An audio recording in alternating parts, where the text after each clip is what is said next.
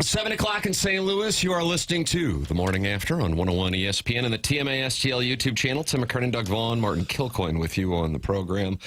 Jackson Burkett is with us on the ones and twos. And, Doug, you wanted to put your finger in Jackson's chest for the Jalen Brunson three-pointer play that cost us all money last night. Go ahead. Yeah, why didn't you give us a straight skinny on that? Were you trying to dupe us all? You trying to get in our pocketbooks, our billfolds? Because you are getting in our pocketbooks a little bit. I like the term billfold. I do too. It kind of makes sense because you have dollar bills and you would fold them. Oh, wow. Right. Yeah, definitely. Last night, he shot plenty. Just couldn't find the bottom of the cup. What are you going to do?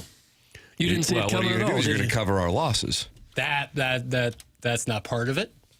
Like, would you put 10,000 on it, or did you go 15,000? $15,000. Well, we'll get right this weekend, college football weekend. Oh, what's your play?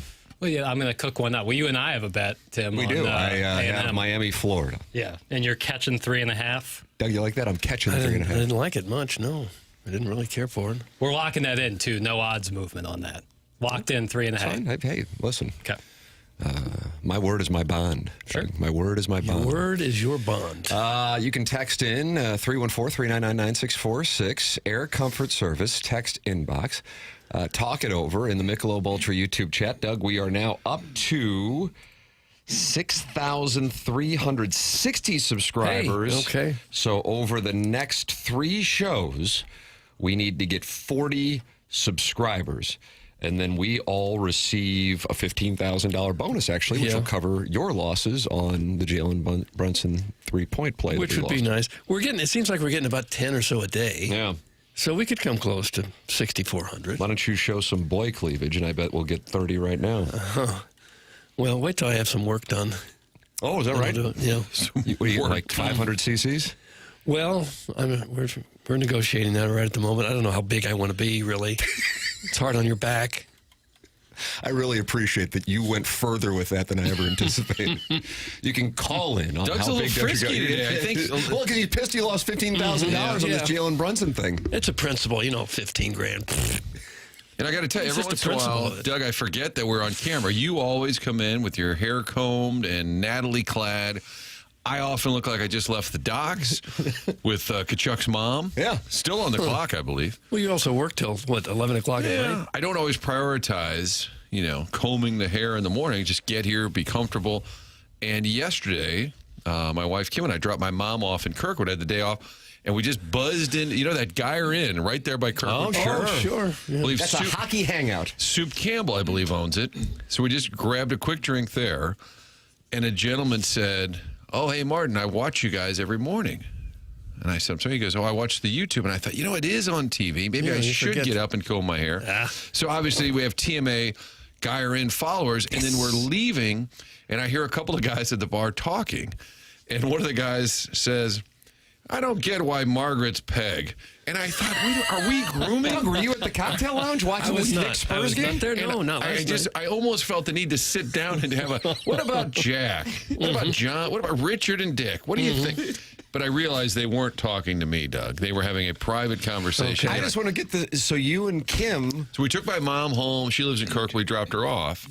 We'd been running errands. This is like about 5 o'clock. And said, let's just go get a little nip? I kind of suggested it. Day off. Doug, that's like so 1980s. I like that. It's the holidays. Let's go get a little scotch. At a dive bar. Stopping off for one. Yeah. Yes. Yeah. Just had a cold beer. Very Mick of you. Very Mick of you. They have a giant tub in back with a cold ice beer, Doug, ice down. Jackson likes to drink straight out of a trough. Yeah. This actually had canned beer. He just drops his head down. He doesn't even pick the drinks up. He just drops his head down in the trough Fro Field. Yeah, and if you dare kink shame me right now, I'll come across this day. Oh, wow. And he looks frisky as well. Yeah, everybody's frisky here. This is going to get naughty. Why don't you get naughty? 314-974-0101. What an invite. So you and how long did you stay there? About a half hour. You get good and licking up? I wanted to hear like 8 hours. You closed it down. No, we did not. It was just a little stopover, as you said. And I just reminded to carry out in a wheelbarrow. Gentleman that listens to the show, when he said I watch every morning, I thought, I should probably get up and comb my hair. So I did today. Doug's frisky. I've combed my hair. Tim wants to get naughty, and I think Papers is I think he's got a confident edge today. I can see it. What's going on with you, Papers? I feel like you've got a little confidence today. Some days you wake up about 5 minutes before the alarm clock goes off, and you're like, my body's ready to go today, This guy's body's ready to go for the listeners. Yeah. Biorhythms are in sync. Yeah, just... Is it circadian rhythm, Doug? Circadian rhythm? Something like that. Yeah. And it was great, too, last night, because I fell asleep and then woke up in the middle of the night. I was like, I'm going to look over at my alarm. It's going to be like 4:15, and I have to get up here in 15, 20 minutes. Mm-hmm. And it was 1:30. I was like, nice, right back to bed, baby. Oh, so you like that? Second sleep. See, if I see 1:30, I'm done. Cash me in. Right, but I had already slept a couple of hours to that point. So, when it was, in my mind, it's second sleep. It's like I get to go to You bed like the term again. second No, sleep? I don't I had a care feeling for it. you were going I to be don't pissed like by that. that. Because when your alarm goes off originally, you're like, man, what I wouldn't do for another 2 hours of sleep. And that's what I felt like it was. Extra time, like soccer. I get that when Dora has to go to the bathroom about midnight. And Dora's a whore? No, that was tinsel. Dora's a little more modest. Classic. But she'll get him going right in front of my face. All right, let's go outside. Carry her outside. There I am in my pajamas out in the front yard, waiting for Dora to go to the bathroom and back inside. Guys, my read is Papers got laid last night. That's from Mike Gundy's buyout? Well, he picks his spots kind of like Justin in Columbia. Jackson, would you like to make an announcement? No, it didn't happen. Okay. All right. Well, there you go. It was a big NBA night. Yeah. I mean, did you have action on the Jalen Brunson three-point play that cost Doug $15K? Of course. Yeah, I wouldn't give it to you if I wasn't going to ride with you. Shot at the spread zone out of nowhere. Thank God I don't bet the picks that I make on the spread zone. You can call in and hold us accountable for that. You can text in. You can talk it over with the Geyer In viewers at youtube.com/TMASTL. Jackson's brother Charcoal's in there talking to Bill Reloaded and Jeremy Hodge and Vinny Favorito Comedy, who says morning cocks. And I think that's a bold assumption. It is. How does he know what we identify as? Well, especially the fine folks in the Michelob Ultra YouTube chat. We got Jeremy Rutherford coming in studio today at 8:45. I was on a mission. I think about 5 o'clock I was texting Papers. And then I'm like, why didn't I ask Martin? And I didn't hit you up until like 6:10 about the Doug Armstrong media session yesterday. Was this a surprise State of the Union? Because the reason I was asking Jackson was, I'm like, I haven't seen it anywhere. I was looking for it last night, but I saw Jeremy Rutherford tweeting about it. But it sounds like it was just the print guys, Martin? My understanding, I was off the television yesterday. Because you were at Geyer In. Yeah, had an appointment there, had to stop off, see some clients, make a few calls. Out of the office. Sure. Can't be reached. Yeah. But I did see a lot of Doug Armstrong comments, and he had told JR that for the most part he wants to talk beginning and end of season. So he hadn't been doing as much in-season interviews.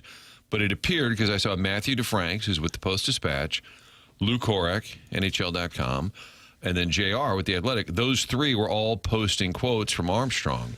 So my sense is after the skate yesterday, they probably just said, hey, if you guys want, Army's available. And I respect that those three guys are there every day. So I believe, and JR can confirm, that Army just talked to the three writers and just kind of gave them a quick update, state of the state. Cut. That's what it looked like to me. So therefore, no video, no Correct. audio. Now, Jeremy Rutherford's going to be in studio with us. I think it was a little 8:45. informal as opposed to him at a microphone or a podium. But there was, Doug, a lot of meat on the burner. Meat on the bone. And this is what Doug Armstrong had to say, and you can read it in detail at theathletic.com, where Jeremy Rutherford wrote his column and will be in studio with us, brought to you by Mark Hanna of Evergreen Wealth Strategies, coming up at 8:45. When he was asked Tuesday about the Blues still being in the mix mathematically, as they were when they went on an incredible run after the Four Nations face-off last season, he answered the question practically. Yeah, I hope they go on a run. Doug, he third person it. Yeah. Not a lot of buy-in there. Right. I hope they go on a run. I hope a lot of things. It's just like somebody asked me if I'm going to have a threesome when I go to Las Vegas. Like, yeah, I don't know. I hope so. But they don't seem to be interested. I hope they go on a run. I hope a lot of things. But hope is a bad strategy. The reality of our industry is, as a group, they've got to go on a run. So when the phone rings, I say no. Answering the phone and saying no is a reference to NHL teams calling the Blues and asking them about potential trades. That's what it's come to for the club, even 80 days out from the league's March 6th trade deadline. Quote, I'm not doing this thing to threaten anybody, but as former NFL coach Bill Parcells said, you are what you are. And right now we're 28th in winning percentage, so everything has to be considered and addressed. The way the league operates, when we were a highly functioning team, you would call teams that weren't highly functioning and say, what are you going to do? We're starting to field those calls that we don't want to field.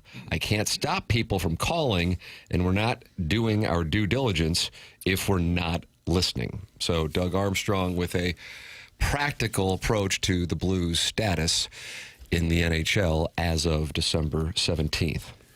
I can understand how he doesn't want to be on the other end of those calls saying, you guys suck, who are you going to get rid of? But unfortunately, that is the reality at the moment, and I would think he'd be taking everybody's calls, and that this would be the perfect time to start shopping some people. Because some of your top players, your offensive players, they're going to be out a while longer. And you're likely just to get buried here and not be able to dig your way out of it, even with a spectacular second half. So I would think some of these veterans for sure would be on the trading block. And I'd be stunned if they weren't. He had a line, though. He said you don't want to be selling 50 cents on the dollar. Like, everybody knows the Blues are not having a great year, so you don't want to just give guys away. But I would think at this point, tell me a name, Doug, and you say, untouchable, cannot be moved. Maybe a Snuggerud, young guy, maybe a Dvorsky, young guy. But for the most part, aren't you listening? I think Absolutely, you take the call and you say, what are you looking for and what's the offer? I think you have to consider all of it. So he said he's not ruling out a move in December. You've got the freeze that starts on December 19th that goes through the 27th, but he called that an artificial deadline. He did reference the Quinn Hughes move in going to Minnesota. He said, our job is to prepare for anything on any given day, but our job is also to understand the natural flow of the NHL and when things happen. I'm just going on the actuary table, but there are situations that could just take one phone call for something. So, JR writes, if the Blues are open for shop, who would they be willing to send packing? A few of the names rumored to be trade options, Schenn, Falk, Binnington, are players the Blues may have an incentive to move because they're in their early to mid-30s with term left on their contracts. Armstrong said he'd be willing to have discussions with those players, knowing that Schenn and Falk each have 15-team no-trade lists, and Binnington has a 14-team list. Armstrong said, I've done that in the past. You want a shared vision. I hope it doesn't get to that, but I'm hoping they hope. I don't call them and say, this is what we want. Are you okay with it? I would want to do what's right for them, by them, because whatever success I've had, big or small, it's off their backs. But I also want to make sure everyone is aware, too, that my loyalty is to the St. Louis Blues more than anything else. It's to the organization. It's to the fan base more than the owners or anyone else. My loyalty is to the Blues. I'm going to do whatever I think is right for the Blues. Yeah, none of that's surprising, I suppose, especially when he says one phone call could change it. That means, sure, we're open for business. But that's always the case, I think. I don't know what he could say right there that would really surprise you. He's not saying, no, we're not doing anything. And he's not saying, yes, we're going to clean house. Just kind of something in between. Specifically on Binnington, he said if it gets to a point where he's playing his best and we are not there, as in the mix, and he comes to me or we go to him, I understand. That's part of the business. I don't view Binnington any different than I view other guys that I've worked with for a long time. Our job is to listen to how other people view us and view them and respond to that. Now, if the Blues were to move them, what would Armstrong be looking for? Quote, we would like to add into that group of players that are neighbors, Holloways, Brobergs, Mayhews, Hofers. I'm not saying those are all core players, but there's an age group that you would like to add into. But to move anyone that could bring you a first-round pick, that's likely to a team that has playoff aspirations, and that's a pick, numbers 18 to 31, and historically that shows you guys click in the league 2 to 3 to 4 years later. Well, that doesn't do that group. I'm talking about a lot of good because then they'll be aged out. But that is an asset that you can use at a later date to get a player in that age group. So we have to be open to anything, meaning if it is the picks, then we'll take that pick and do something with it at the draft. our goal would be if we acquire things, they have a name attached to them now, not a draft pick number. So did he say he needed to make hockey trades, Doug? Gosh, I hope he Sounds think kinda that like that's unnecessary. Hockey trades almost. They're kind of stuck in between. He's right. If you get somebody that's a 20th pick, 23rd pick, you're not going to get an impact likely for a couple of years. What's the time frame? Whereas the Cardinals now, surprisingly, seem to have some clarity. We're not going to be good immediately. We're a couple of years away. The Blues are still kind of stuck in the middle. You've got the older core group that has won and could win now, and then you've got that young group that's kind of ready, right? Neighbors and Holloway. So if you're adding pieces that are 2 to 3 years away, it doesn't really mesh.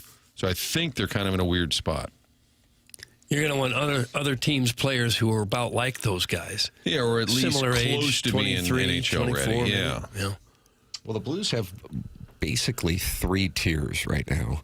You have the guys who we referenced earlier who are in their early approaching mid-30s, who have no trade clauses in 2 of their cases, Falk and Shen, 15 teams, in Bennington's case, 14.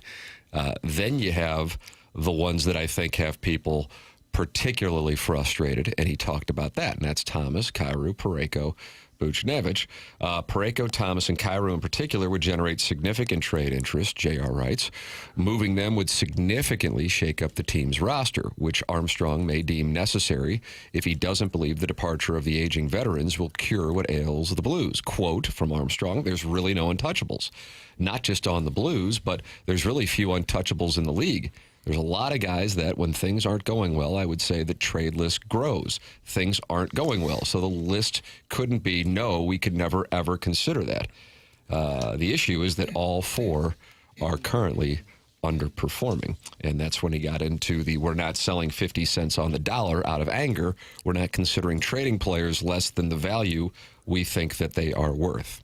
So, Martin, that was the quote that you were referencing where he's saying we're not just going to get rid of them because we're not happy with the way they're performing and then not get what we consider to be proper value. I'm anxious to hear from JR Army's tone, like in-person body language, because I sense he's as frustrated as everybody else. Like, I thought this group was better. I think you could probably come out and start naming names, but he doesn't want to do that. But I think he is as frustrated. And granted, it's his team. Ultimately, he's done a bad job because the team's not any good, and I think he knows that. But I would love to know tone. I feel like he is beyond frustrated with this group because they think that they should be better than what they're showing. Yeah, how could he not be frustrated? I mean, they're having a horrendous year. There's not a player on the team that you'd say, boy, there's a guy destined for the All-Star team. Or there's a guy that's going to compete for one of the trophies, individual trophies at the end of the year. They got nobody. That is a good gauge. I like that, especially we do it with Cardinals all the time. Is there an all-star on this team this season? Is there anybody that is worthy of that? And the answer would be no. I wouldn't think so. Maybe Broberg. Maybe. I don't know. Great machine. And the veterans that, that are supposed to lead the team, they're having some of the worst years of their entire careers. I don't think that they have much of a choice but to break it up at this point.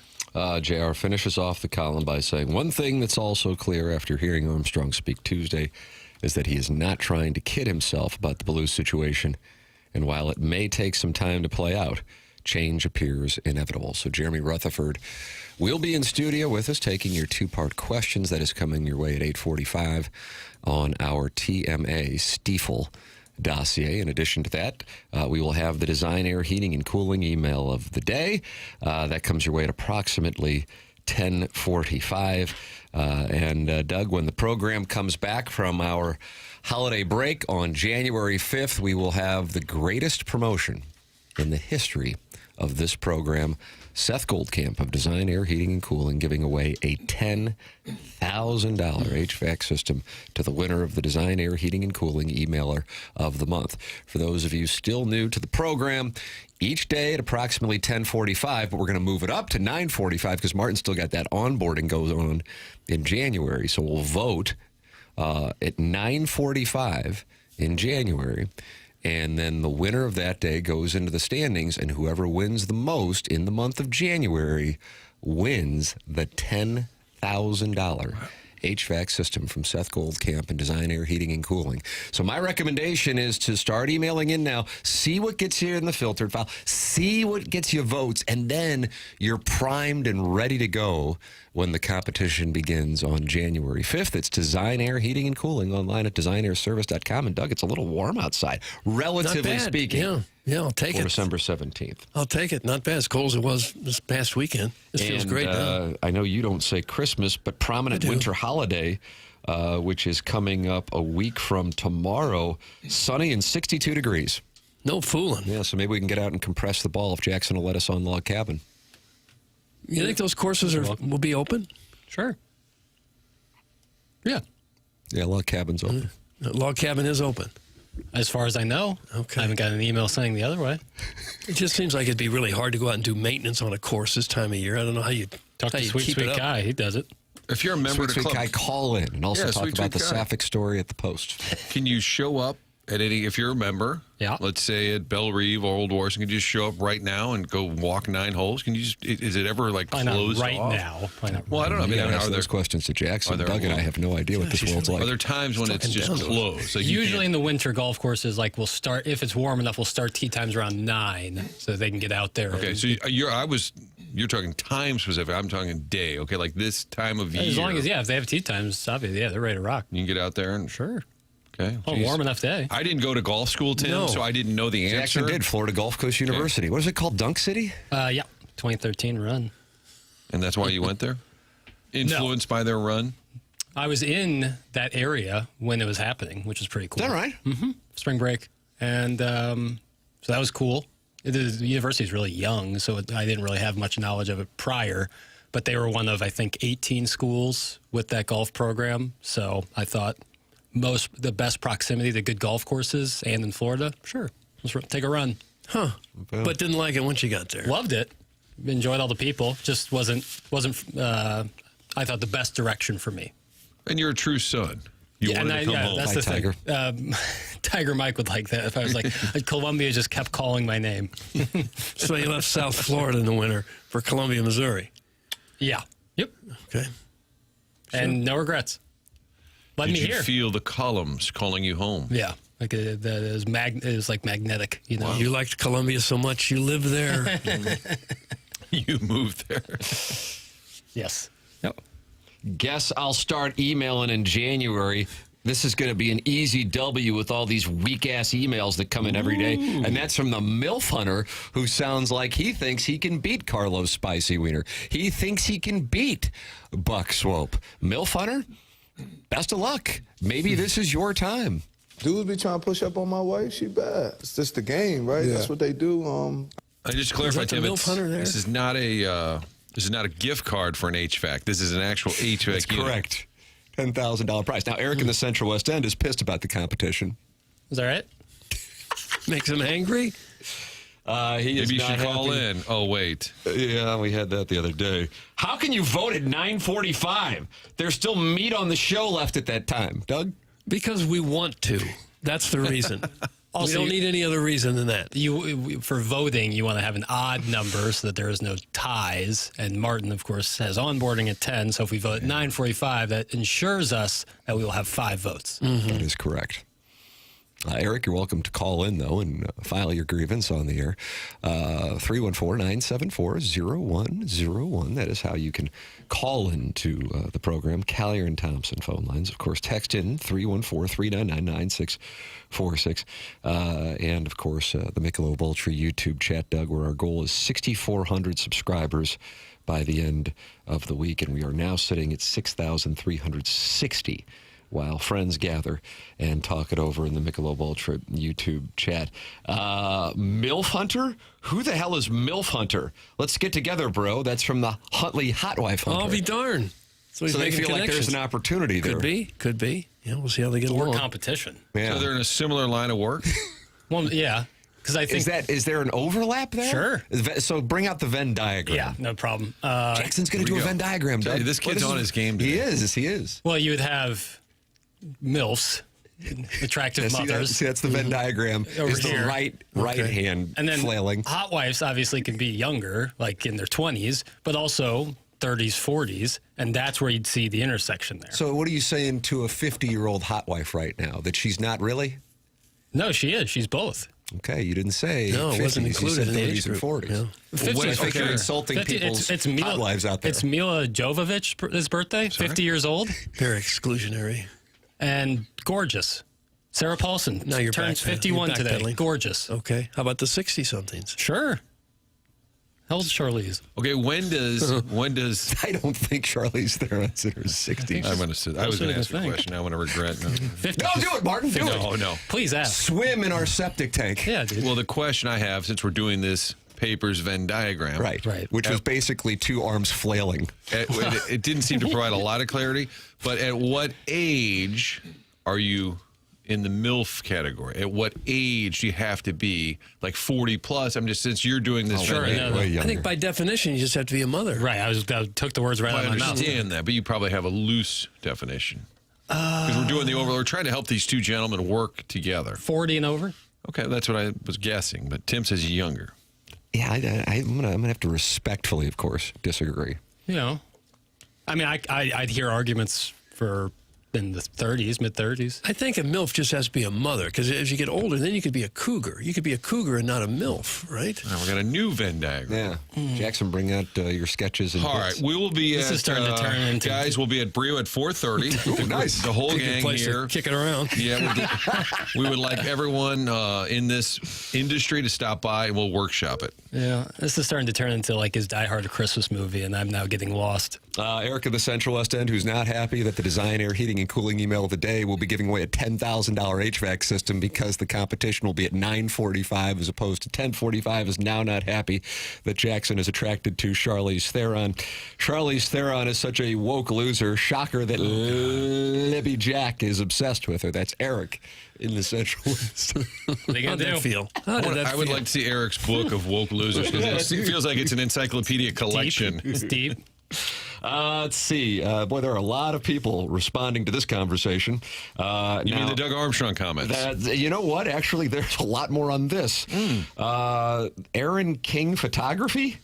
Well, that's right. Here we go. The businesses are now getting dragged into this. But I think she's Mrs. King, and she's called in. I can't change the name though because she's using that Well, account. she's fine with the conversation. She says, "Game on, MILF Hunter.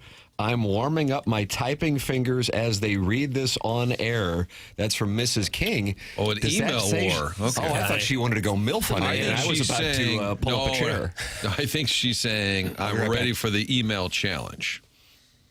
Wouldn't it be funner, though, if it's what I was thinking? I think it's a man. That's Just ignore typed what that in. Martin said and continue. Just let your thoughts run wild over there, Tim. Yeah, I guess that's my wife's been MILF material from the time she started popping babies out.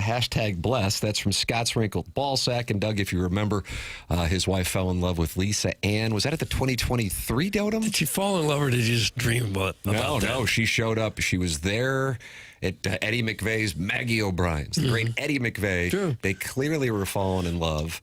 And then she was so in love, she showed up to Normandy Golf Course to meet up with Lisa Ann, but unfortunately she drove the minivan and had a couple of kids in it, and Lisa Ann wasn't comfortable with pursuing it at that I point. see. Yeah. Lisa Okay. Ann, of course, a prude. Just another day at the golf course. Yep. Was that the pizza theft, Dotem? I think it was. Wow, God, two it's- significant events on the TMA timeline in one day. The walruses What were might running folks out pick with on that? boxes of pizza. It's kind of like the 30 for 30 on the day of the... Oh, is that where you were going? I was going to say The this is OJ gonna- Chase, the Knicks Rockets, Arnold Palmer's last U.S. Open, and something else happened that day. United States World Cup, did they beat Colombia? Shakira's from Colombia? Am I right on They that? beat- Hips don't lie. Edgar Renteria's from Columbia. Who else? Sofia Vergara, and I remember a friend of the program, Jim Edmonds, telling us Edgar was friends with Sofia Vergara and brought her into the clubhouse. And as you might imagine, it stopped the conversations on the pitching matchup for the day. Well, Was this when she was a big star?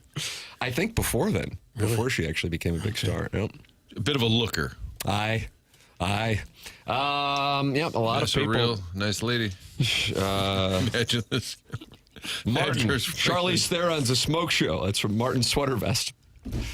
I didn't know that you were... Hell yeah, brother. I didn't know if this I didn't is think really there was a debate. I think That's what I'm Eric saying. just It's labeled, Eric just doesn't like labeled her. her as a Well, woke loser. Whatever. I think you can get past that. You ever seen Mad Max Fury Road?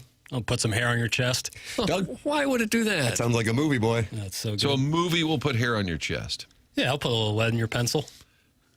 Well, that's different, isn't it? Is it a Jack I agree with Nicholson? Martin. Want me to get that Venn diagram out again? Yeah. You just went You do Jack have- there is a- Nicholson. Yeah, The other my grease shows, board. for those who listen to 101 all day, and I know there are plenty of people who do, which show uses the dry erase board the most? I know we use it the least. Yeah. So, Jackson, you could maybe do the Venn diagram for those who are watching, because, Martin, we know they watch it, the guy are in, and we can have Jackson's Venn diagram of MILFs and hot wives? Yeah. Mine love was to pretty see it. simple. I once used the grease board, Tim, to try to Grease board or explain. dry erase board? I think either's fine. I once used it to try to explain what the Blues should be doing on the power play. Oh, wow. And getting wide, talking about width. Look out, Steve Ott. Yeah. I don't think This it guy's resonated. got his own grease board. I don't think it resonated as well. But yeah. Jack Nicholson said, "Lead is in the pencil." What was the movie? He was film? driving with his feet. It was the woman had cancer. Was it Sally Field? Well, it's a famous Jack Nicholson movie. Come on. As good as it gets? No, prior to that. Helen Hunt. No, there was prior Great to Terms of Kinnear? endearment. Terms of Endearment. Thank you. Best picture? Doug, best Thank picture? you, Chairman. I think it was. I believe as he's driving the car on the beach with his feet, I believe that's when he said, "Lead is in the pencil," I like that. which you just quoted. No. Doesn't sound like Papers is familiar. Doesn't I've know never what he seen quoted. it. Never seen it. Well, you used the quote. I didn't mean to. I didn't mean to. And you quote want to him. be my movie boy. Mrs. King, who is very active with this Design Air Heating and Cooling email of the month for the $10,000 HVAC, says just because his daily wardrobe consists of camo and bright orange doesn't make me huntable.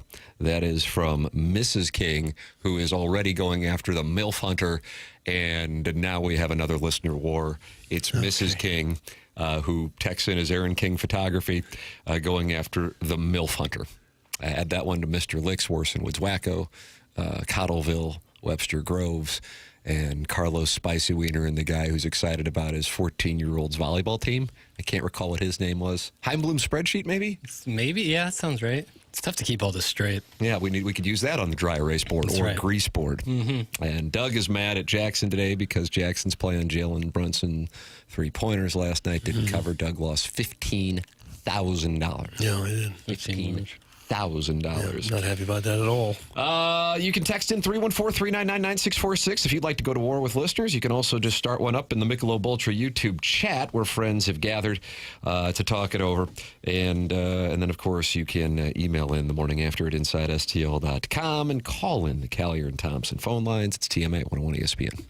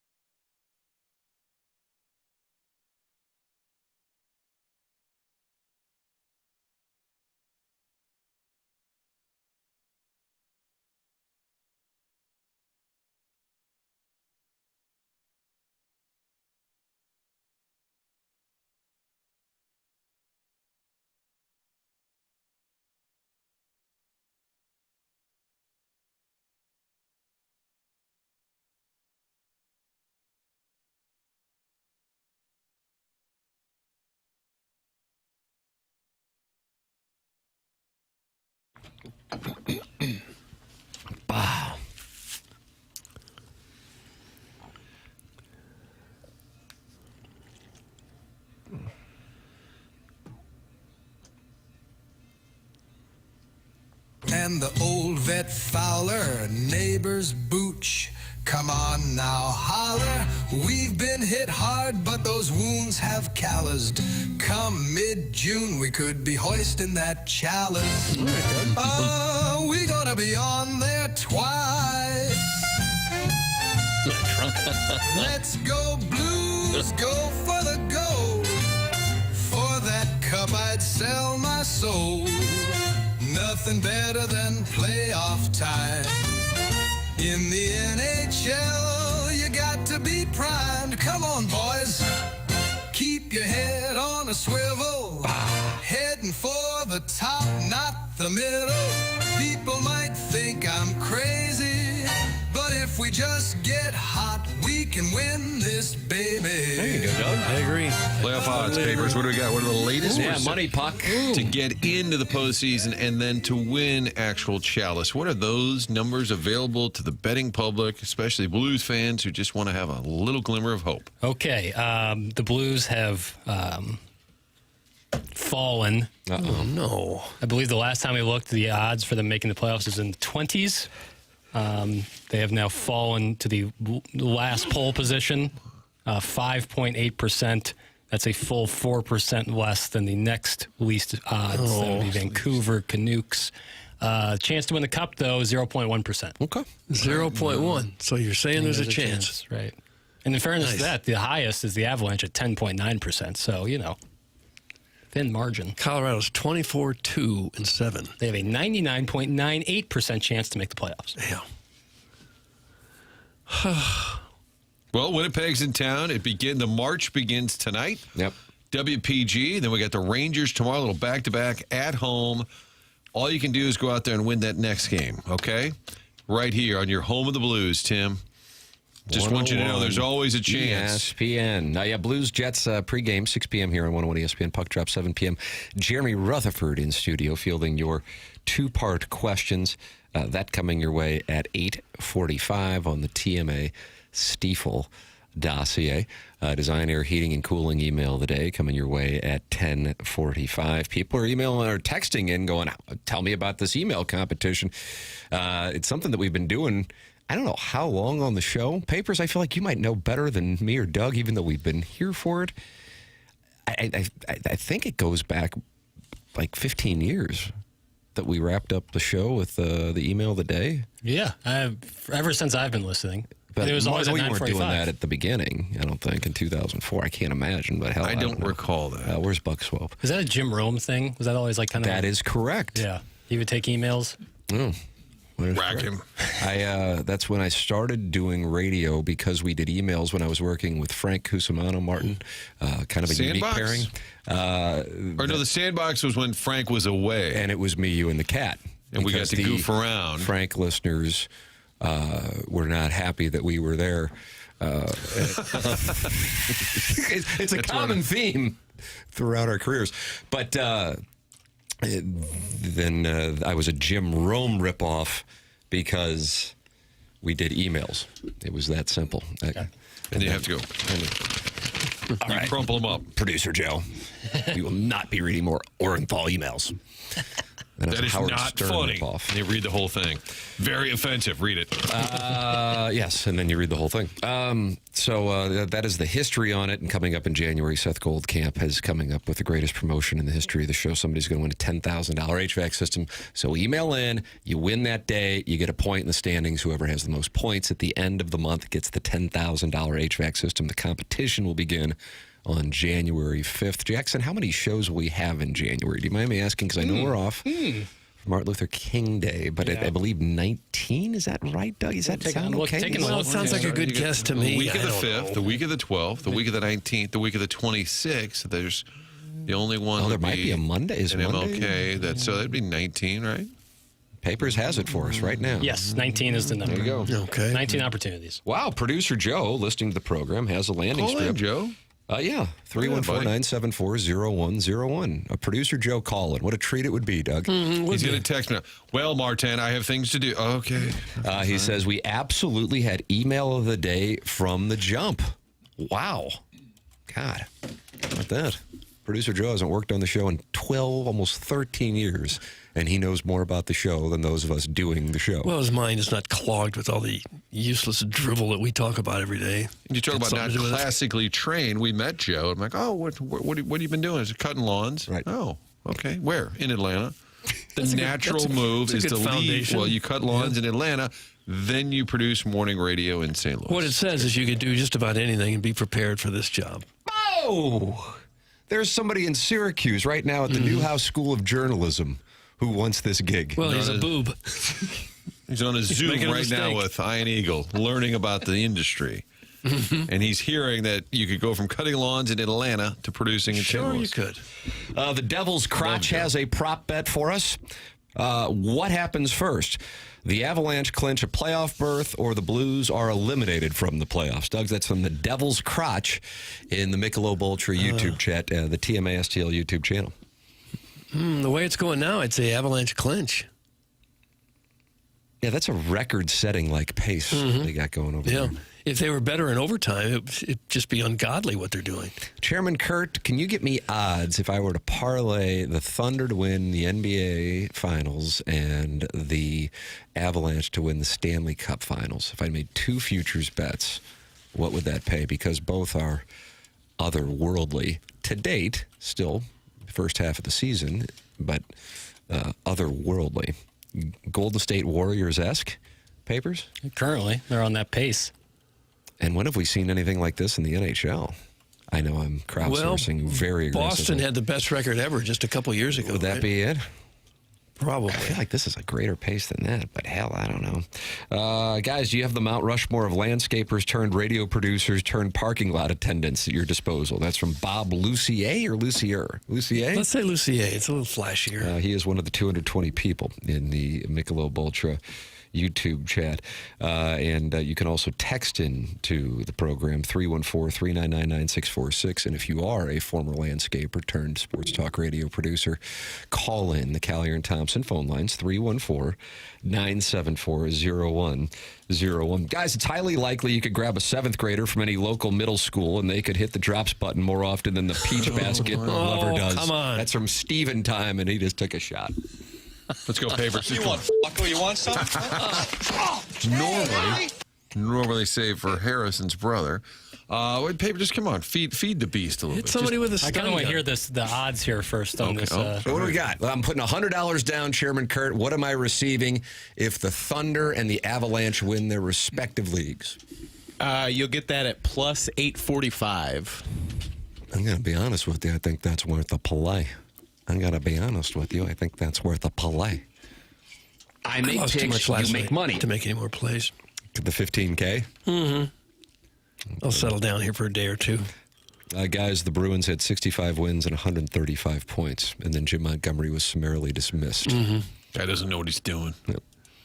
And like a year or two later, he couldn't win a game.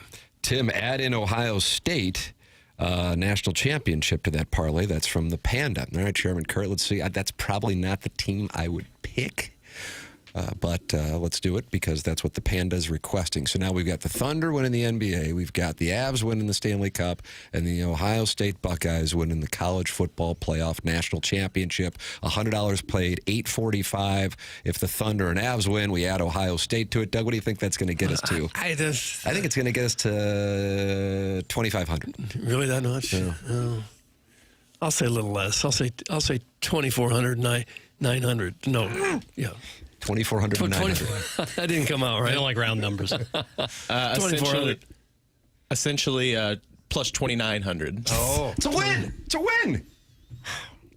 okay.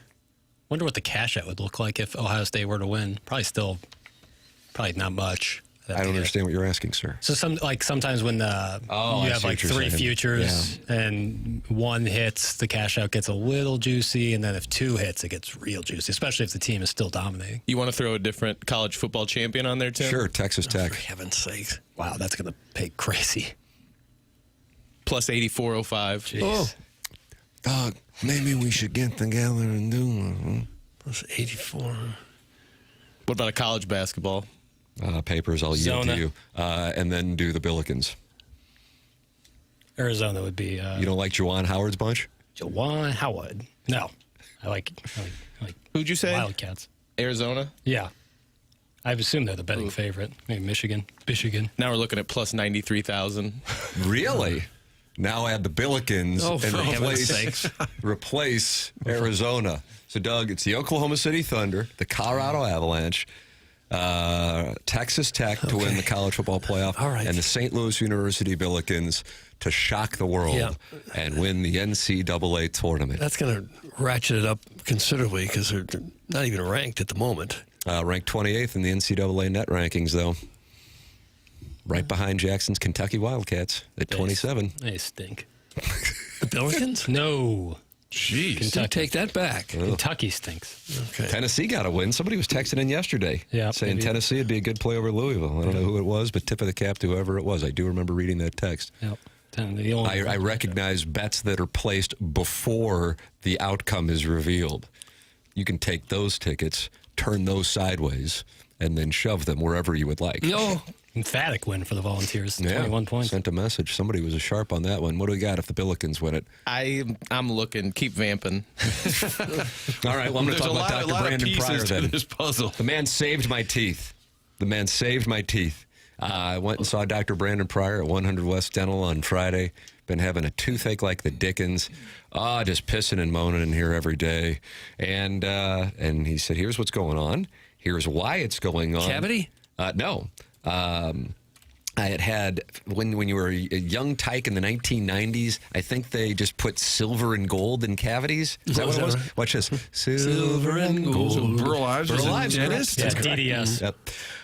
It was some kind of outdated filling, and I had that replaced, but there was inflammation from it, and he told me what was going on, and ever since then, golden. That's what the man can do. Okay. On top of that, if you give him my name, you're going to get $1,000 off Invisalign. You walk into Dr. Brandon Pryor's offices, and you will not believe you are in a dentist office. That's because it is modern. The newest dental technology. 100westdental.com. That's 100westdental.com.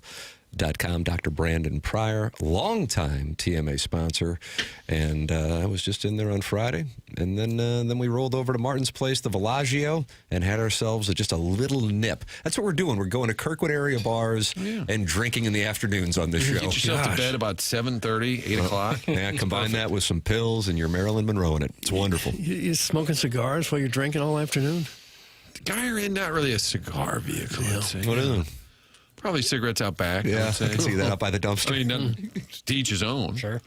God, that Brandon Pryor is a hottie. That's from the Okay. recovering alcoholic from Belleville and Webster Groves. Big Volunteer fan. Yeah, he does love the Bulls. Boston, 82.6% points. Colorado, 83.3% points. That's from Graybeard. Okay. He's done some nice math for us. Yeah, Boston won 65 games that year, was it?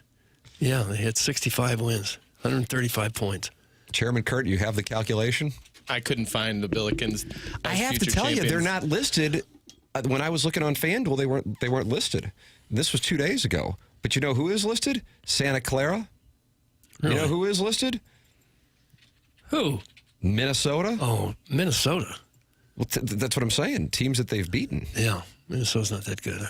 And there's another team that they've beaten that I saw listed on there, and I can't recall. Don't sleep on the Billikens. Maybe it's the Dons who they just clipped on Saturday night. Tournament. Yeah, you talk about the tournament. Bethune-Cookman at the Chaffetz tonight if you're looking for something to do. So they experienced Missouri, and they stuck around, and now they're experiencing Billikens, rah, rah, rah. I would actually like to know, did they just kind of have a little mid-Missouri I bet not. They travel? played Mizzou on Saturday. Sunday. So you I could bet they fly flew home home. Sunday night. They're Daytona Beach. You're home Sunday night. You spend all day Monday, probably traveled to, I guess. But if you wanted to spend time in the Show Me State, What would you do for 3 days? Go up in the arch. We're talking rigatoni These are marinara. student athletes. well, They had classes. You go apple, is it cider picking or cider? That's Lewiston. Yeah. Could have gone apple picking. West side of the state. You know. Tim is the Colorado Avalanche of sports radio personalities. Doug, that's from Mike Gundy's Gosh. buyout. He's having a big day. Tim, got a filling fixed? I guess I need to get one now as well. Stop That's it. from Mark Hanna. Doug, he is the sponsor of Jeremy Rutherford's appearance coming up at 8:45. Your two-part questions for JR. I have a feeling JR might be loaded for bear today. That's my read. I think JR might be loaded Coming for off bear. a live appearance He last was a night. live appearance at the Yankee Stadium of Hot Shots, the Hot Shots in Fenton. Yeah. Tony Twist was there. Oh, and Alex Ferrario, Donnie Fandango. Yeah. Wearing the Jeff Burton forever. probably a fun night of hockey talk. I would imagine so. So I think he's going to be loaded for bear. Text in 314-399-9646. That is how you can text into the Air Comfort Service text inbox, and you can open up your YouTube app, type in TMA STL, and the next thing you know, you're in there talking it over with hundreds of TMA listeners, 227 in there right now. Let's see. There is a guy producing Tradio right now that got hired straight from Subway. How about that? I'm not surprised. I'm not surprised at all. He's probably too educated for the job. You make a good sandwich? Sorry, we can't afford to pay you. I mean, you could do anything to have any of our jobs, couldn't you?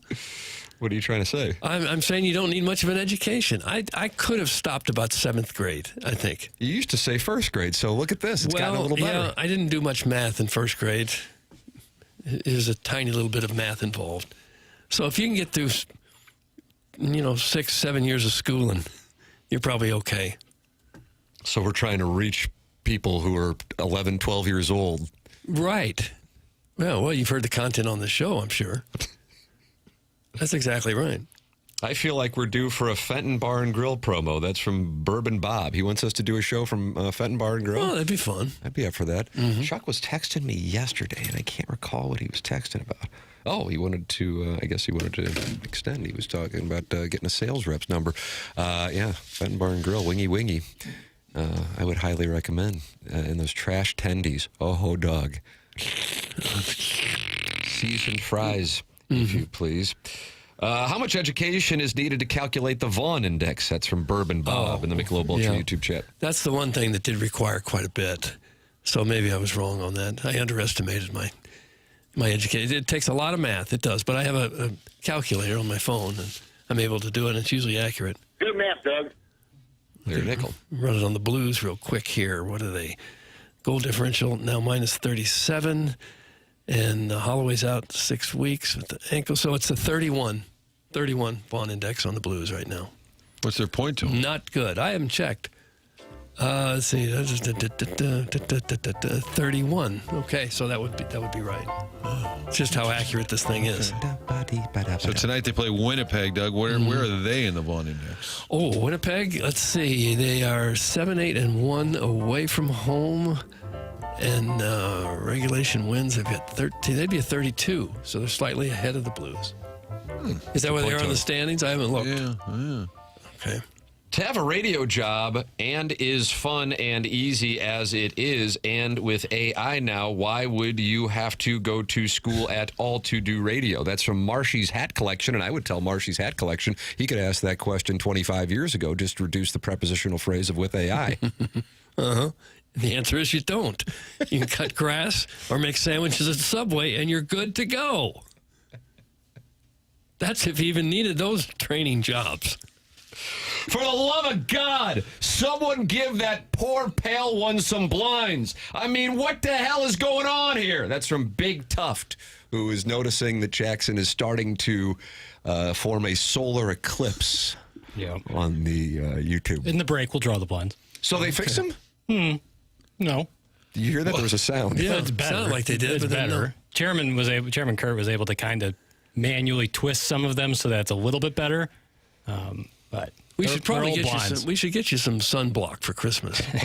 Just for the trust me, right side got of your, plenty. right side of your I face. stock up. That's not a problem.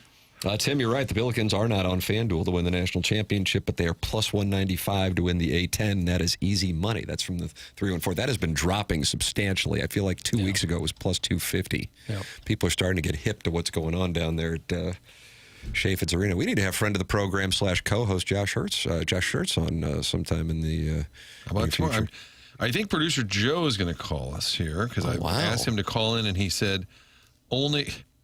He always has terms. He likes to negotiate only if I can plug the Easy Pass, which is the term last time. I mean, that's Yola. And then Except for these Italian callers. Joe Italian, Joe I sent him Paluzzi. the number, and he said, "You call me." What is I it? have his number. All right, we're calling producer Joe. Also, I have leverage. I have a really embarrassing story to share. Is this from the guy who were in yesterday around 5 p.m.? No, it is not. First of all, Matt Poling wants to know if we've discussed the new coach yet. That's from City SC.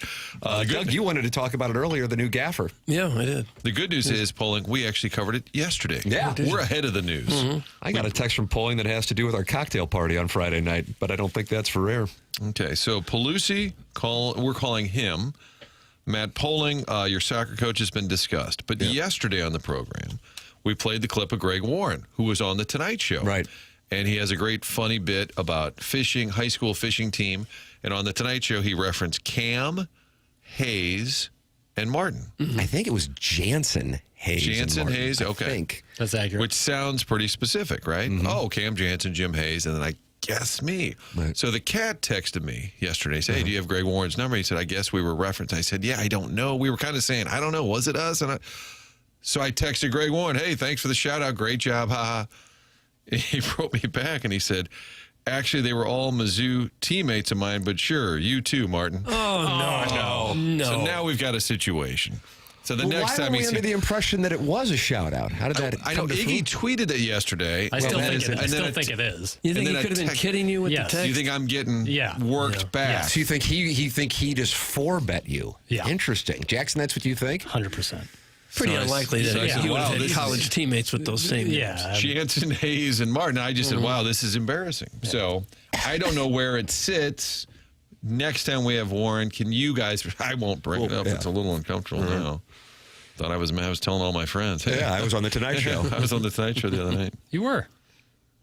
And it was an Easter egg? Yes. I think it's a if you know kind of joke. Well, at least that part of the joke. And I thought it was great. Sharon and Clayton is getting frustrated with Jackson and the blinds. JHC? I don't know what that means. Jesus H. Christ. Oh, is that right? What was his middle name? Hal? Doug? I think it was Harold. As I've said no is the less same. than 3 times, go buy a cheap blind at Home Depot, a.k.a. Home Cheapo. Home Depot taking a shot, Arthur Blank. Better than risking retina damage or skin cancer. That's Sharon and Clayton, who's worried that Jackson is going to get skin cancer because the blinds aren't working. What? I'll be fine. We're going to close the blinds in the break and it won't be a problem. All right, this is a question for we Doug. don't work for these people. Are they called blinds because if you didn't have them, you might go blind? It's a nice Could question, be. too. Could well Let be. me find out. Thank you for checking. Is all this Could well until- be. I'm not sure we would even be allowed to go buy equipment and install it in the studios. It's because they block out the light, hence blinding Is that right? the light. Kind of Yeah. connected, yeah. Okay. I'll They deal do with it. they do a blinding job. Okay, yeah. Instead of you being blinded, I feel like it is kind of like papers is like a phone charge. You can always see where he's at 70, 80%, and as the sun beats you down, your percentages, you need a fresh charge. The way to knock out Jackie Papers, if you ever really want to knock him out, is bring up TMA all day on 105.7 HD2. That puts him in a dark place. And since we're going to be off a bunch here over the next couple of weeks, the man has to craft not only TMA all day, but also best ofs. Yeah. And Papers and I have a new podcast that we'll be working on together. I don't know if it's not like some big secret or anything like that, but we're getting together with the guys who host it. Great guys. I've been getting together with them for a while. And I said, hey, how does next week to get together? We might wind up doing a Geyer in at 5 o'clock situation, Martin. I don't know. A Villaggio at 3 o'clock situation. I don't know. But maybe just a little nip. And Paper says the next 2 weeks are rough because I'm doing a lot of best ofs. And some might say that's a BS answer, but this man's doing a lot of best. I mean, how many segments? 81. Wow. But who's counting? Answer number. 81. 81 segments. You still working on more? Oh, yeah. Are you really? And do you find when you're knee deep in this project that best of is kind of a loose term Yes. to use? Any segment we'll do is more like it, right? I didn't say that. You did. Okay. But yes. Well, I'm going to listen to every segment, give you a little report card. God help you. Yeah. So that's my week. Maybe every hour the dais could reapply some SPF 45 on Jackson. Yeah, that'd be a treat. Get some for cloud the coverage right YouTube now. channel. It's pretty nice. No. But it is a good. beautiful day for December 17th in the is. St. Louis I metropolitan think we should area. go. We should go higher than 45. That white paste. What is it? 70 or 90? So you got the white gunk. Trust me, I have weapons grade sunscreen at home. I'm not concerned. Guys, Guy Ren has 3 parking spots. That's from the Dogtown Dumper Pumper. Yeah, you got to park Yeah, we on got Guy. there yesterday, and we were one of 3 cars fitting in the lot. But sometimes, like that Stag Bar in Sauget back in the day, there's a guy out there barbecuing during the day. And I'll drive by there with my family and I'll be like, I can't do the 3 a.m. at the Stag Bar anymore, but I can do 3 p.m. in Kirkwood. You think that's an ode to the Marlin spring training? Might be. Kind of launched their season. Might be. Yeah, I don't know if people park around the neighborhood. They park on the street and across the street at Kirkwood Park. I guess. Little Uber ride. Mount Rushmore of toughest parking situations in the St. Louis County area.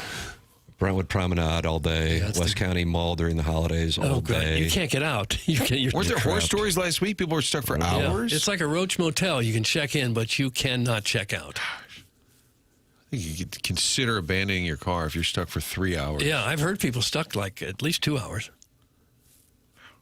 Jackson, what are the chances of one of your best of segments, including talking about one of our local teams actually winning? That's from Da Big Old Bub. Well, most of the segments from this year, so needle in a haystack kind of situation. Best St. Louis sports moment of 2025. I ask it sincerely.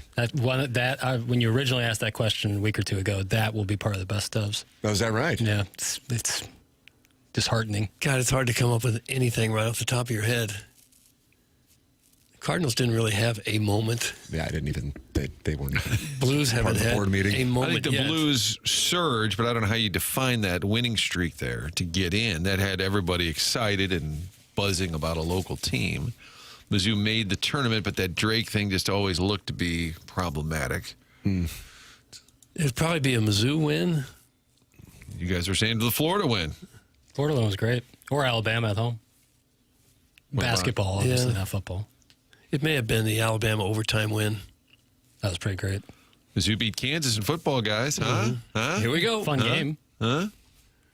Thought something was special. Guys, what about Herrera's 3-home run game?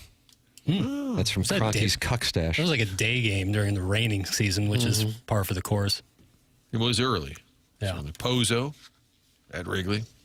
Guys, there was nothing better than being hammered at 3 a.m., waiting for your taxi and grabbing a nice 1,000-calorie barbecue brat. It's from Josh Bob Bill, who shares a building with Keisha Gray in Tampa. Okay. TMA at spring training was the highlight of the sports year. How about that? It's hard to Well, it believe might have that's been for almost us. a year ago. Yeah. Dang. I was booking flights last night. Are we going back? I'm pretty certain. Otherwise, I guess I'll be canceling the flights. You can email in the morning after at InsideSTL.com. Design, air, heating, and cooling email today coming up at 10:45. Jeremy Rutherford coming up at 8:45, taking your 2-part questions. The program is called The Morning After. It is presented to you by Brown and Crouppen on 101 ESPN and on the TMA STL YouTube channel.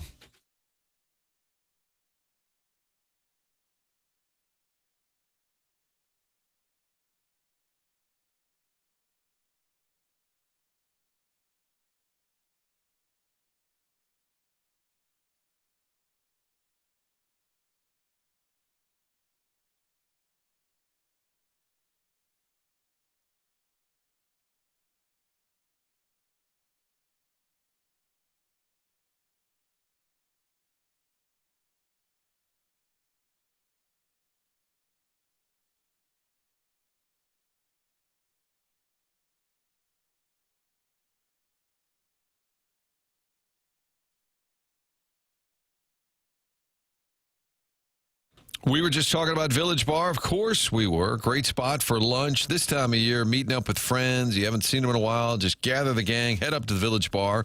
Games are always on. Cheeseburgers, best in town. Waffle fries, wings are great. And on top of all of that, in December, the tasting room for 1879 Distilling is open on Saturdays from noon to 5. Beautiful spot. Call it a speakeasy. It's a really beautiful wooden bar with a little gift shop attached for all things Village Bar, all things 1879 Distilling, and you can sample the products, see a little tour out back, inside the barn, in back. That's the home for 1879 Distilling. It's where they're making these award-winning small batch premium liquors like Red Barn Vodka, 1879 Rye, 1879 Bourbon, and the tasting room, again, noon to 5 this Saturday. So if you're going to be up there anyway, hanging out, watching games, swing on by, ask them about the tasting room. It's a great discovery right there on the east end of the Village Bar. And you can find out more about these award-winning liquors. Get online. It's 1879distilling.com, St. Louis, Missouri.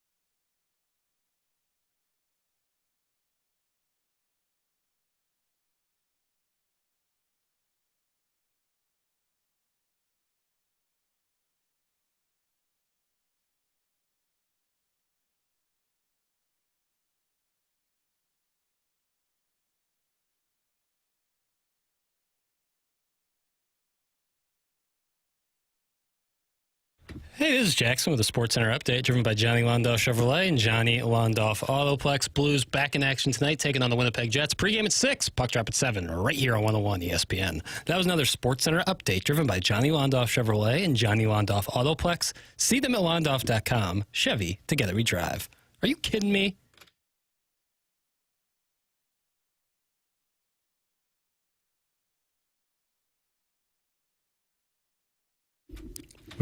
What do you think the music theme is here, Doug? I don't have any idea. What is it? Songs about light.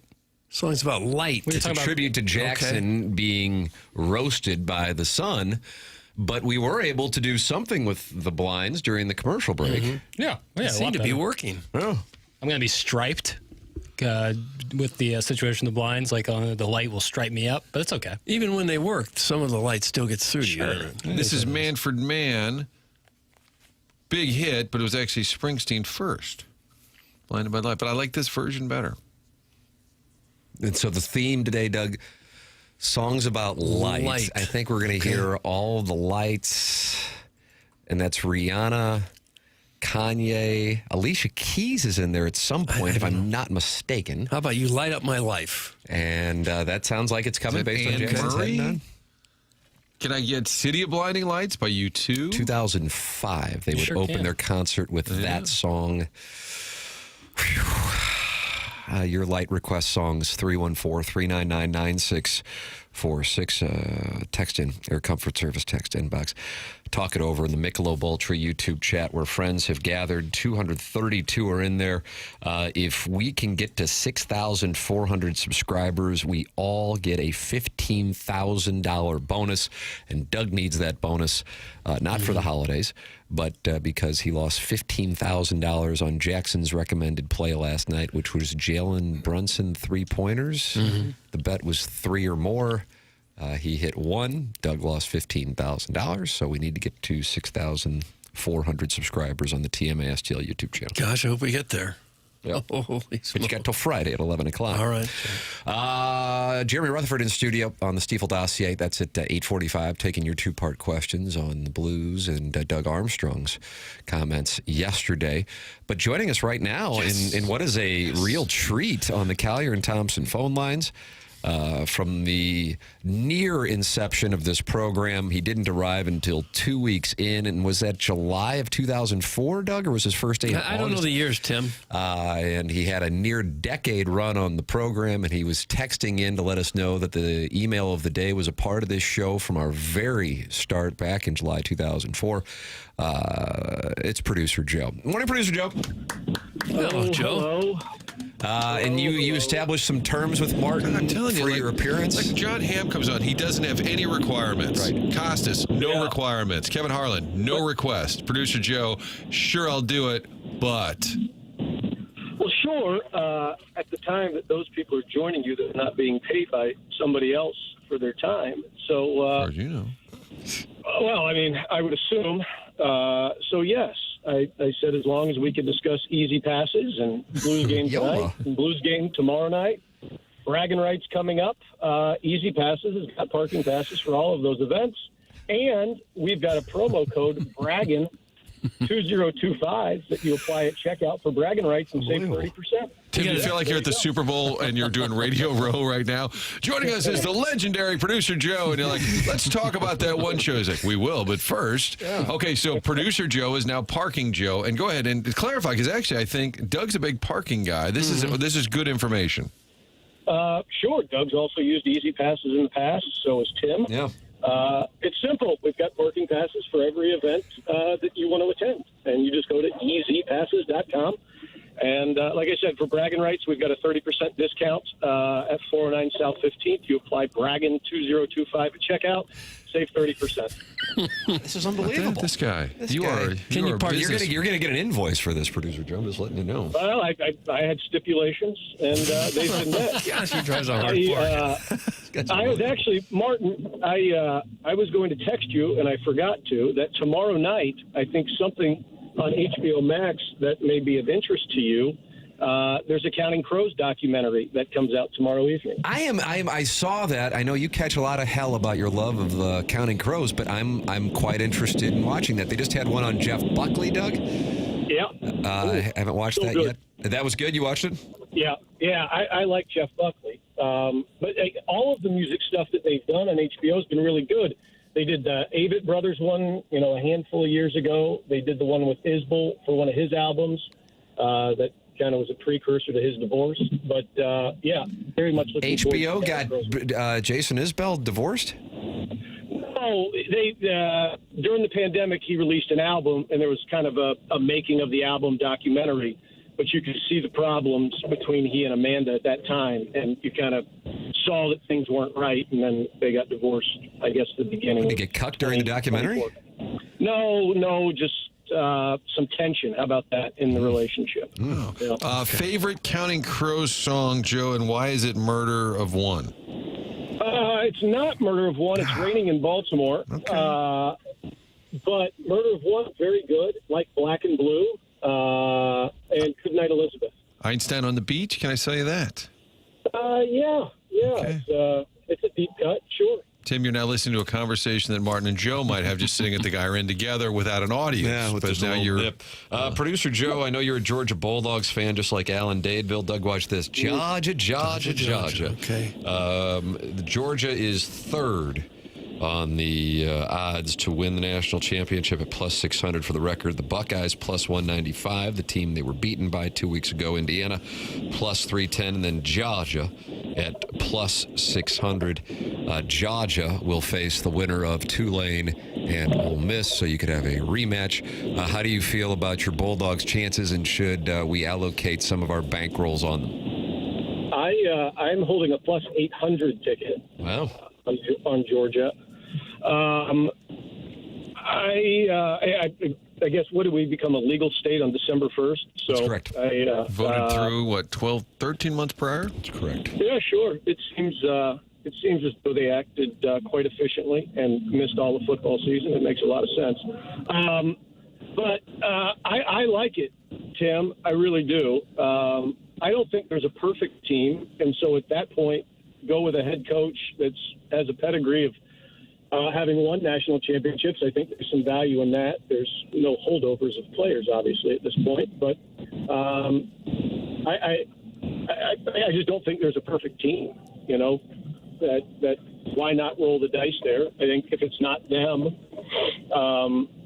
it ends up probably being their semifinal opponent. Well, I believe to be their semifinal opponent at that point. Then I guess with Ohio State. Ohio State, yeah. That's a stupid Thursday night game too. If they both get through, which just sucks. But it's an imperfect system. What did you say about Thursday night? If Georgia ends up playing Ohio State, it'll be a Thursday night. I don't like Thursday night football games. What else are you doing on Thursday night? Cosby Show? I wake up and go to work on Friday morning, and so they don't tend to end early, and so it'll just be a later evening. Carlos Spicy wanted to say, could the guy at least shut the window to the parking booth if he's going to get some payola in? I'm not. It's so weird, your listeners. There's something. There's something. I'm not. I'm in my truck. Beer Cats would like you to fix the damn gates at his building. Tired of it. I don't know what that means. That's parking related. Yeah, it's parking related. Yeah. He tends to text me quite a bit with. Doesn't sound like you enjoy it. He would like improved. Love me some Prod Joe. Deke Dotem. Love me some Prod Joe. Doug Deke Dotem, who has not been. He's not allowed to text in. Well, he's a member of the Fantasy Baseball League. He is. Producer Joe, are you looking for any new members for next year? Do you banish anybody? Because you banish. Is the Plowboy still in it? Or do you banish him? Or do you banish his co-owner? Whom? Plowboy. He wasn't in it this year. He was. I can't remember. Yeah, he came back after the drug league didn't go so well. But who would have thought? A lot of arrests, I think. That we did lose one member from the season-ending email that I send out. I ask, hey, if you're not going to play again, please let me know. We did lose a member, okay, and so we will have to fill a hole. Maybe Brian Henshin, who's texting in to say hi, Producer Joe, or David Klein of Hedonism, who is texting in. and saying, I do love me some Prod Joe. There's no one I'd rather get drunk in a Mardi Gras tent with than that cute little twink. That's David Klein of Hedonism, who performed the Cranberries' Zombie the same day that producer Joe was in blackout mode and attacked me. But I don't believe you were working for me at that moment, so therefore that was not insubordination. That was just an HR matter. I think that's the case, because if you fight your boss, that tends to cause problems. And, of course, there is a track record of that in this particular industry in St. Louis. There might be a track record with me and a gentleman with initials EC. Wow, Doug, that's so cryptic. Easter eggs everywhere. That would be wonderful. Hey, guys! But, oh, look, my fleece is on the stage. Yep. Wow. There's a lot going on here. One of my favorite producer Joe-related stories, he got let go same day as Brian Burwell. No, Burwell was the day before me. Okay, well, same. Okay, sorry. Owned. There was a week when two notable figures got let go, and I had a conversation with Joe Buck, and he said, I can't believe it. What are you guys going to do about this? And I said, I know, Burwell is pretty upset. He goes, I was talking about producer Joe. Joe Buck was part of the Solidarity Union 2 decades ago. He said, if you guys had any balls, you'd walk out tomorrow. And I said, well, you don't know the show. We have no spine at all. No balls. Put your hands together for the lovely producer Joe. There he is right there. Yeah. Martin, it only took you like 5 weeks, though. You walked at that point. See, eventually, Martin, you did I did eventually stand with you in solidarity. You know, it was a special time. Special time. Do you miss your days in radio? It's quite a glamorous business. You don't? No, I miss you guys, seeing you guys. How about that? Okay. No, that was nice, Well, Doug. thank you, Joe. Guys, I would make fun of Joe for listening to this show after years of saying he hates it, but that's literally what I do. Doug, bend over. That's from Steven What was time. that last part? So Doug, comma, bend over. I don't know what's going on there, but that's Steven time, who has paid wagers that he's made with members of the dais here. Producer Joe, you got any hot plays? How have you done in your sports gambling since it's opened up shop here in Missouri? It was good. Oh, it has been good overall. That it's nice to have options for soccer wagering more so than what I had previously. How about that? Yeah, you can shop lines. Yeah, that's helpful too. But there's some very, I suppose popular would be the right word to use it. So like both teams to score in over 2.5 goals is a very popular way of wagering you want to bet soccer. that? I don't think so. Okay, bet the under. but you could go both teams to score in under 2.5, so 1-1. But it's been good. I enjoy it. It's going to be kind of a I'm going out of town for the holidays to a state that does not have legalized sports wagering. So cryptic again, Easter eggs. Just tell us where you're going. Yeah. I'm going back home. Georgia doesn't have sports gambling? Oh, boy. It'll be a tight race between Mississippi and Georgia, which one will be the last one to legalize if they ever legalize. Really? Yeah. That's surprising to me. I get the Mississippi thing, but Georgia. Tim, I've lived here for like 21 years, and when I left there, you still couldn't buy, alcohol on Sundays at grocery stores and stuff. But you can't buy liquor in gas or grocery stores. You got to go to a package store. There's still some old school ways of thought, I suppose. So I'll still have to use a different means of wagering at that point. But it's been good. I would assume that I saw some stuff like 500,000 people created an account in the first week or so in the state. That Ryan Butler, I don't know if you follow him from Covers or not, has had some information about it all inside the state. So Missouri's performing well with a lot of people registering for sports gambling? I would think so, but then at that point, right, like when you have the bonus bets that expire after so many days, yep. I think it would be a good look to see what does it look like active accounts a month in and see, what's been retained at that point. But I think it's probably been a positive for everybody. Some text directed specifically for you. Tim, Prod Joe kicked me out of the Fantasy Baseball League in 2011 for making a lopsided trade with you while I was all drunk and coked up, and I'm still not over it. That's from the recovering alcoholic from Belleville and Webster Groves. And then Doug and Charlie would protest the trades that people would make with me. They give you Shohei Ohtani for nothing, really. Oh, Doug, I feel like Tim and I had a very, very evenly matched trade that you two pitched a fit about. And Sure, it was evenly matched. This Joe runs a tight ship, I He hear. does, man. He's a tight legit ship. commissioner. You should do a 1099 thing where you independent contract for people to run their fantasy leagues. That could be a cottage industry. no. Sounds like hell. Commissioner Joe. Sounds awful. Is Prod Joe the one that Andy Dick hooked up with? Oh, yeah. Tell us about that I don't night. think that's accurate. Oh, come on. It's not accurate. There was no hooking up. But he was in your bed. He was in our room. He was jumping on beds. Whose bed was he jumping on, Joe? Please don't name any private citizens' names. Thank you. Yeah, correct. Both beds were being jumped upon. And But you were sick and you woke up in a Las Vegas hotel room and Andy Dick was in your room. Is that correct? It's a yes or no question. yes, that is 100% correct. And at some point in time, he was jumping on your bed. He was, in fact. Did you think you were in the afterlife when and you wake up from a nap and Andy Dick is bouncing up and down in hotel rooms? I assume I'm not alone, and like if you take a Benadryl, it tends to make you drowsy and put you to sleep. And so I had taken a Benadryl, and it's kind of like that foggy. This can't be real. How'd you get him out of there? How'd you flush him out? I don't remember verbatim what happened, but I was just kind of like, you guys have got to get out of here. And I said to the gentleman who was sharing a room, you got to go. Like, Have you ever brought Andy Dick up to your room? Not yet, no. Whatever this is, it has to go elsewhere.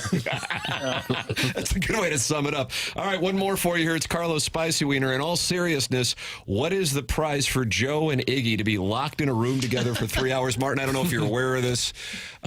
Martin, producer Joe, and Iggy, they are sideways.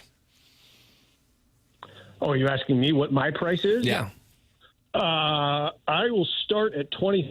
$20,000? Let's see if we can put that together. Gosh. Feels like a reasonable GoFundMe, a worthy cause. He wanted to play golf against you head-to-head, and you refused that, didn't you? No, I did not. That is not 100% accurate. No. I said we will play, but if and when I win, he loses his job. Oh, and, that was the term, and I don't know if he was agreeing to it, but I stepped in, and I'm like, what happens? But now that ship sailed, I guess might as well get this thing going, huh?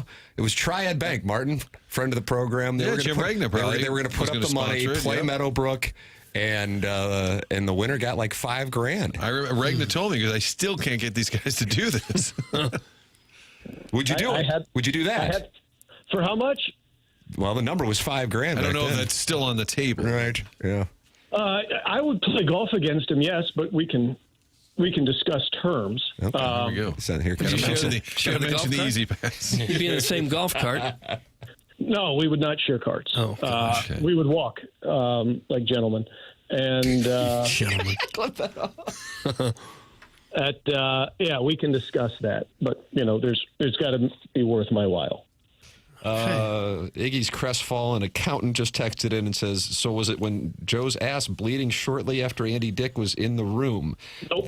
Nope, that was an incident that happened in Jupiter, Florida at the Cardinal Spring Training Complex. Was that That's 2008? right. I don't know the years, Tim. It was a tailbone, just to be clear. But You fell on some weight equipment, was the story? in the gym, in the hotel gym. Okay. I think what I will always appreciate, as Joe, has anything. kind of got a little smug nature, and I just love it. Producer Joe, thank you for dropping by. Martin, I guess you're going to handle the invoicing for the Easy Pass. Yeah. It is Easy Passes. Yeah, Tim, get it right. Get it right. .com. When you got a new Again. sponsor that doesn't pay. Again, the smug reply is what I'm here for. Thank you, Joe. Hey, you guys have a great holiday. Season's Good greetings. night, There's Joe. Producer Joe. I love Joe. Producer Joe chiming in. So $20,000 for him to spend 3 hours in a room with Iggy. And then $5,000 has to be the purse for him to play Iggy in golf. I don't know if Iggy is in the Michelob Ultra YouTube chat. I would imagine he would be open to this negotiation. So we have some things percolating here, Doug. Last time I played with Joe, he was pretty good. He's a good golfer. Yeah, I don't know if this would be a situation where Iggy would be getting pops. I think Joe's like a 10-ish handicap. I think Iggy would get pops. I think, or maybe he would want straight Producer up. Joe's got to agree to that. Yeah. I know the man hung up, but how exactly does Andy Dick end up in your hotel? Like, It's a great question, Mark. Does he dress up as the bellhop and hey, I got your pizza? Was it 2008, Doug? God, I won a seat. I don't know. In the World Series of Poker, qualified on Poker Stars. But, of course, that is no longer legal in the United States. So I won a seat. That was a $10,000 seat. Plus, I got like $2,500 in spending money. Joe worked with us at Inside STL. Another gentleman worked with us at Inside STL. And I had a bunch of buddies who were going out there and playing. We got some cabanas at what was the Hard Rock Hotel, which at that time was a pony, if you remember, Entourage. They went through there, the Circle Bar. Now it's just dead. It's the Virgin Hotel, and it's nothing. Hard Rock's building a new hotel where, what the hell is it? Mirage was on the Strip. They're in the process of building it. So anyway, it's going to be a pony. Figure, all right, I got some money. I'll take these boys out there, and under the guise of their covering me playing in the World Series of Poker main event, which has to be the worst assignment going in journalism. And, you know, Joe's sick. He goes back to the hotel. He takes some medicine, falls asleep. The gentleman he was sharing a room with met Andy Dick, invited him up to the room. Now, again, that part. And Joe woke up, and I think somebody might have taken a picture of Andy Dick jumping on the bed. And Joe was alarmed, thinking he might have been in the afterlife, that he woke up and Andy Dick was jumping on the bed. And the best part about it was the week before we went out there, the cat on the show said, what are the chances one of you guys hooks up with Andy Dick? And sure enough, we actually run into Andy Dick at the Hard Rock. He comes into one of our cabanas. He walked up to a friend of mine, Doug, a taller gentleman, great pot limit Omaha player, by the way. Was he? And ran his index finger down his boy cleavage said, you're a tall one. Oh. I'm in me undies. So he was flirting with my buddy, Lucas. And I don't know if that went anywhere, but he did wind up in producer Joe's room. There's still a gap there between when he's running his finger down the cleavage and when he's jumping on Joe's bed. I was over there just trying to fight to make it to day 2 of the World Series of Poker main event, so I was not there. When the Benadryl comes in. Yeah. Take a Benadryl, and all of a sudden, D-list celebrities might just show up in your bedroom. That's odd. Clothes optional. Front desk. Yeah, I'm in room 2215, and Andy Dick's here, and I don't know how or why. There'll be no prank calls here at this hotel. Do you know how many times we get this call? Andy Dick's in my hotel room, and I don't know why. Did Tim just say, I got some money, I'll take these guys out there? Yes. I won a $10,000 seat, and they gave me $2,500 in spending money for winning the seat. And I thought, you know what, these guys work with me. I'll take them out there. That is what I said. It was not a commentary on wealth. It was 2008, and I didn't have crap for money. But we thought, we'll cover this on Inside STL. And then I would get done playing 12 hours of poker, and I would write like a 5,000-word post about my day-by-day experience. And for whatever reason, people read it, and it still blows me away. I mean, I had ace-10 offsuit. I was in the hijack position, and I raised $2,500. I mean, it was just... That's a real page turner there. Holy crap. But people got into it. Did they? No, that beats the hell out of me. The more interesting stuff was what was going on in producer Joe's room after the for Benadryl. sure. Yeah, and that should have been the column. Is there video? Are there pictures? I think picture. I thought I definitely have a picture of Andy Dick in our cabana. And he had 2 guys with him. They both had these teeth that seemed like they weren't going real well, and I'm not sure why. Yeah. I'm going to pause. And then they were wearing little Speedos, but they were Speedo tuxedos. Oh. And they were flirting with guys at the pool, including my buddy Lucas, who's a great pot limit Omaha player. And he put up with that? Well, he was in the back of the cabana, and Andy Dick made his way through into the cabana, and then he had his eye on the taller gentleman. And so Lucas was kind of backed into the corner. Oh. no room for escape. Or maybe he enjoyed it. I There's don't know. always I'm room not for going to say. escape. There's always a way to escape when a gentleman in a tuxedo Speedo makes a play for you. There's always a way to get out of that. You're getting real close to kink shaming. I think you've crossed that precipice at this point. I'd read Tim's grocery list if he let me. That's from Steven Time. Yeah, that's the thing. It's like 2008, so that means someone had to fire up the desktop, really get that thing revving just to sit down. I would get. You play from noon to midnight. You get back to your room, and you got to play the next day. And I would write. What am I doing? And I wasn't making any money doing it. What a businessman! Journalism school. F me. Yeah, but that's what was going on. And then people read it. I had pocket kings, but then this guy re-raised me, and I was pretty sure he had aces. What would you do? 5,000 words later. Yeah, good idea. Terrible play. Meanwhile, my producer's over there in bed with Andy Dick. Mr. Tim, Living it up. Mr. Tim, I'm sorry to interrupt during your game here. There's been an incident with your producer. We're going to need you to come over here. Why would the hotel know it's the producer? Joe introduce, hello, I'm Tim's producer. Police probably got that I'll be information. staying in this room. You can text in 314-399-9646. You can call in as well. 314-974-0101. Air Comfort Service sponsor of the text inbox. Collier and Thompson, sponsor of the phone lines.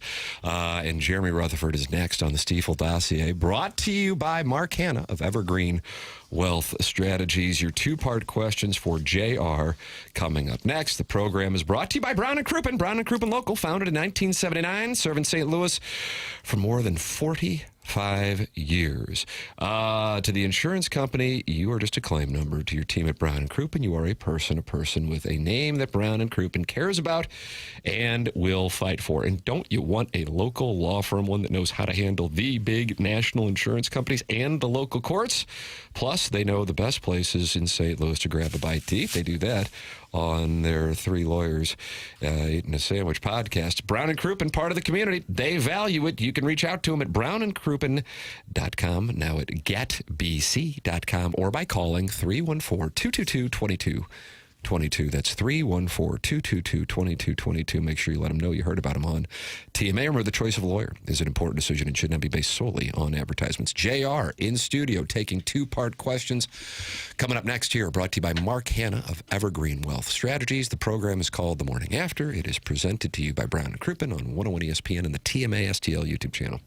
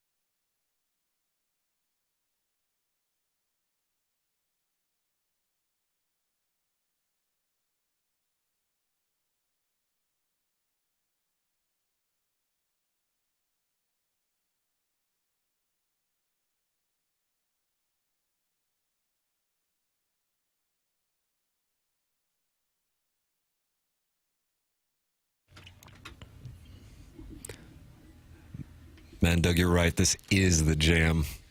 This video don't play either, right? Well, I think the video plays a little bit. Kind of starts off with the instrumental of the girl walking through the housing projects. That's south side of Chicago? I'd have to guess. Okay. And then the jam just kicks up. And I think Alicia Keys is in there with the vocals at the end. Yeah. Thank you. Jeremy Rutherford's going to join us coming up. Be real honest, because we do honesty in media. We've done 3 28-minute segments, and so the Stiefel dossier, we are entering segment 8-1 when we're supposed to be entering segment 8-3. Oh, no. So we're going to do a quick hitter here. And then Jeremy Rutherford, who, if you're watching on YouTube, you might see him in the cuck chair. Oh, no, Kurt's in the chair. Chairman Kurt is in the cuck chair. But this gives you time to fire up your 2-part questions for JR. 314-399-9646. That is how you can text in your 2-parters for JR. And then we'll also take a look in the Michelob Ultra YouTube chat where 251 friends are gathered and talking it over right now. YouTube.com/TMASTL. Doug, we're up to 6,370 subscribers. Here we We're go. only 30 away. 10 from already that today. $15,000 bonus. All right. All right. So that is coming up if we can get 30 more subscribers by Friday at 11 a.m. You can podcast this program via the Schaefer Door Company podcast. That's Jason Gosrow.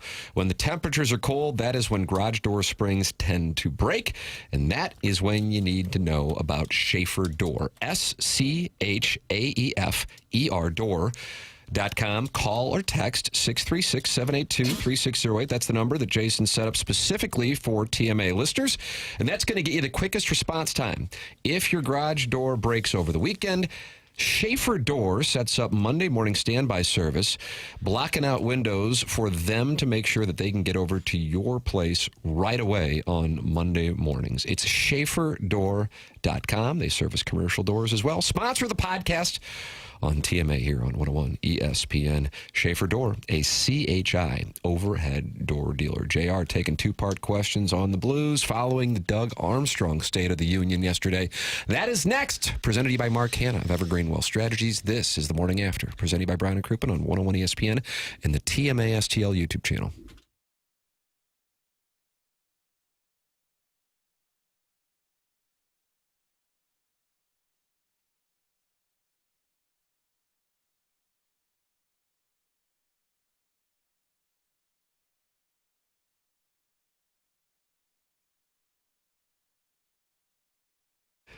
Hey, Missouri, if you haven't heard by now, FanDuel Sportsbook is live in the Show Me State, and they're kicking things off with an offer that's tough to beat. Right now, new customers can bet $5 and get $300 in bonus bets, win or lose. Whether it's football, basketball, hockey, or more, you can bet it all on an app that's safe, secure, and super easy to use. So download FanDuel today or head to FanDuel.com/Missouri and join the excitement.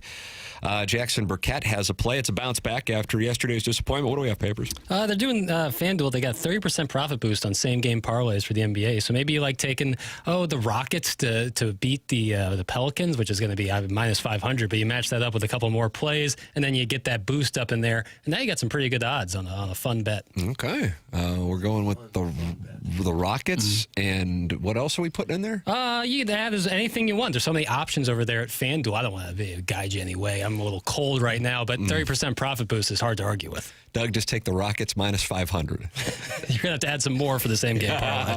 So download FanDuel today or head to FanDuel.com/Missouri and join the excitement because Missouri, it's time to play your game with FanDuel. Must be 21 or older and present in Missouri. Gambling problem, call 1-800-GAMBLER. First online real money wager only. $5 first deposit required. Bonus issued is non-withdrawable. Bonus bets that expire 7 days after receipt. Restrictions apply. See terms at sportsbook.fanduel.com.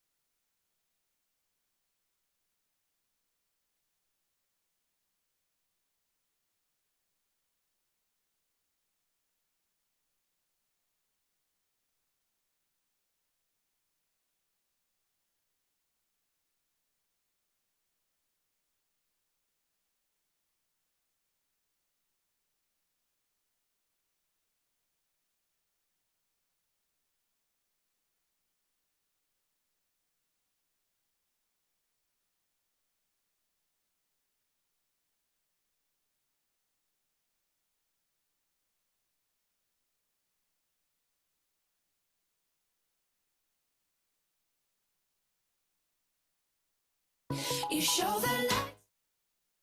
Goulding from 2011? I don't have any idea And were who the it Cardinals is. playing this as they won the World Series? I don't Nailed remember it. that. I don't know. It's pretty catchy. Very catchy. Has they should won do the that World again. Series? They played this? Well, they played the Six Flags song for some reason. Oh, yeah, with the Pisses me bald off. guy Yeah, dancing with the big yeah. glasses. And Junior Soprano. I like that.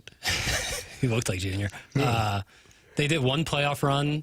I think Fox did Tiny Tempa's Written in the Stars for their promo. Oh, outstanding stuff.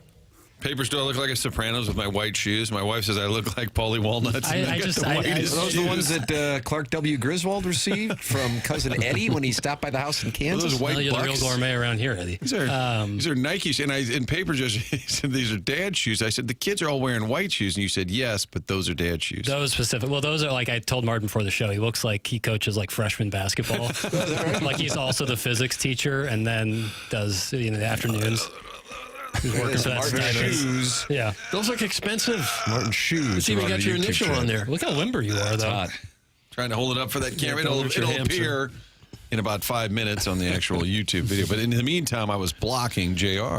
Jeremy Rutherford is in studio, brought to you by Mark Hanna of Evergreen Wealth Strategies. JR, good morning. Morning. I got a one-part shoe question. Yeah.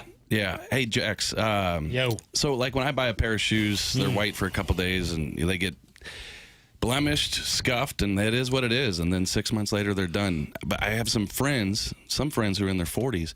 They get a little dirt on there. It's getting wiped off right away. Like, what do you guys like? Martin, those look pretty let me clean. tell you something. I guess the 8 o'clock hour is all about Shoes. No, companies that aren't advertising but that are getting spots.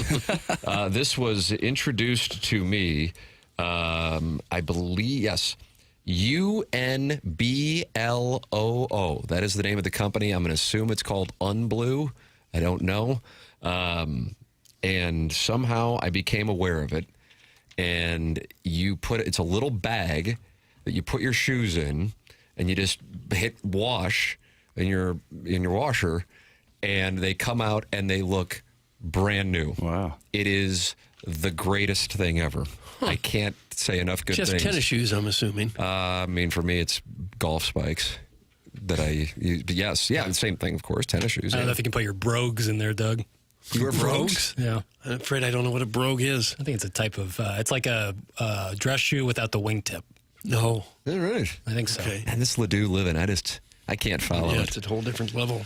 JR, you had Yes, sir. access to I guess, a press conference, but it wasn't really a press Yeah, a little conference round yesterday. table. A little round table. And it was only you, Luke Korak, and Matt Matthew DeFranks. DeFranks of the Post-Dispatch. What was the background on how that came to fruition? Yeah, I just got a heads up after the game the other night, be at practice early. And so we got to practice a little bit early and had a round table. Doug Armstrong walked in and he said, "Ask me anything." And so, wow. Yeah, about 40 Did he minutes take later. two-parters? He just, it was 40 minutes worth of one-parters.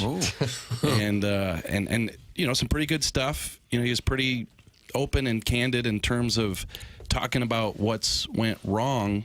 However, when you don't have the answers, it's hard to explain, right? So even if you're Doug Armstrong and you've got the pulse of the situation, when somebody says, "How did the season go sideways?" He said, "Hey, we've looked at it every which way, and it's just tough to figure out." He said that it's unexpected, surprising the way things have gone. I asked him about some of the top producers, the Jordan Kyrus, Robert Thomas's, Buchnevich. He said, they just all have been cold at the same time at the start of the season. And he said, that's not something that you expect. And the main thing that he said, which I'm sure he's talked about throughout the season, is kind of that whack-a-mole where you fix one thing, you fix the power play, and then something else goes wrong. So we can get into a lot of it. I'll bring some stuff up, whatever you want to do, but 40 minutes of stuff, including some talk about potential trades, stuff like that. What about tone? Do you think did you sense that he's just equally frustrated, like thinks this team should be better? Yeah, definitely. Definitely some disappointment, definitely some frustration in his voice, exasperation, continually trying to figure out what's going on. Obviously, he said everybody in the organization is at some fault, right? He said there's no area of the organization, players, coaches, GM, that doesn't have a hand in how things have gone this way. But, he probably used the word disappointed about 10 times. You can send your two-part questions in for Jeremy Rutherford by texting us 314-399-0985. 9646, Air Comfort Service text inbox. Also gather in the Michelob Ultra YouTube chat. 274 friends gathered in there. Subscribe to the TMA STL channel because we all get $15,000 bonuses if we get 6,400 subscribers by Friday at 11 a.m. I got this one from the Nonling, and he is my guy talking over. What time do you get up? Because all of a sudden you're going to get text from me at 5:30 in the morning, but you probably get up later. Yeah, about 6 o'clock. Okay. Yeah. Oh, so I can hit you up. Hit me up. All right. I text with the Nonling early in the morning. So he likes to ask questions via me because I'm kind of like Patrick Swayze and he's Whoopi Goldberg. Am I right on that? What in the world? Or was it Whoopi Goldberg would be Patrick Swayze's voice in Ghost and he would talk to Demi Moore that way? Am I right on that? Yeah, well, it's something like that. Some pottery combination do of you that. Yeah, it was a conduit. Question, comment for JR. I generally agree with Army's attempts to bring in 23 to 26-year-old players to try to keep this build on track. But, A, that's the hardest tier of player to trade for, especially in the roles they might need to add. And B, are we sure the current core of, say, 23 to 30-year-olds are the right pieces to build around given the trends they've dealt with this group? Yeah, first of all, you can tell Nonling, he can text me my number, get ready with a dump button, Jackson, 314. What? He's giving out his number. It's like when Larry Nickel gave out his social security number on Twitter. I think the second part of that question is probably the key there. It's, is the group that they're building as the core in that, let's say, 26, 27, 30-year-old range, when you talk about Buchnevich, Kyrou, Thomas, is that the core that they want to build around? Because what's going to happen here, there's probably going to be some trades coming up. It's probably going to be a Braden Shen, a Justin Falk, maybe a Jordan Binnington. But do you move forward with the Kyrou, Thomas, Buchnevich kind of group? And I asked Doug Armstrong that, and he said, look, everybody needs to live up to their expectations. Those guys haven't. As I mentioned earlier, he said that those guys have been cold a lot together this year. And then he said that there are no untouchables. And I know that's cliche. Doug said it yesterday. Wayne Gretzky's been traded. But I really do think, like he said, if there was a trade that made him better, they would make that move. So that's first and foremost. Are you moving forward with those three guys? And if you are, then how do you build around them? And the second part of the question, yeah, it is tough to trade for guys, 23, 24, 25. That's why that Dylan Holloway, Philip Broberg thing was so unique. You might not be able to go out and find guys like that. But how else are you going to build around these guys? You're not to that point where you're going to go out and find that free agent, 27, 28, 29 years old who's going to come in and help with that group. So I think that they have to get to that point before they're able to add those types of players. And in light of the hole they've already dug themselves and now have so many players out hurt, some of their top offensive players hurt, is there any reason not to cash it in this season? Is there any reason to think there's the slightest bit of hope that they could recover? Yeah, I don't think so at this point, because you look at the points percentage and you look at just some of these numbers. And I know you guys have heard them, and I won't number you to death here, but when you talk about being outscored 3 goals or more 12 times this season. Right now, I think the second period totals 45-25, 48-28. They've been outscored by 20 goals in the second period. These numbers aren't bottom third of the league. These are dead last in the league. So, in terms of what do you do, tear it apart, I think one way to look at it is this. If you move out some of these guys now, let's say you want to go into tank mode, you can do that. But what happens is these younger players come up, play hard, play well. The other team doesn't expect them to be anything. They ended up winning a few games, and you're not necessarily tanking like you thought you would. So, hey, if things aren't going well now, stick with the players you got for now, and maybe that's what'll end up happening in the long run.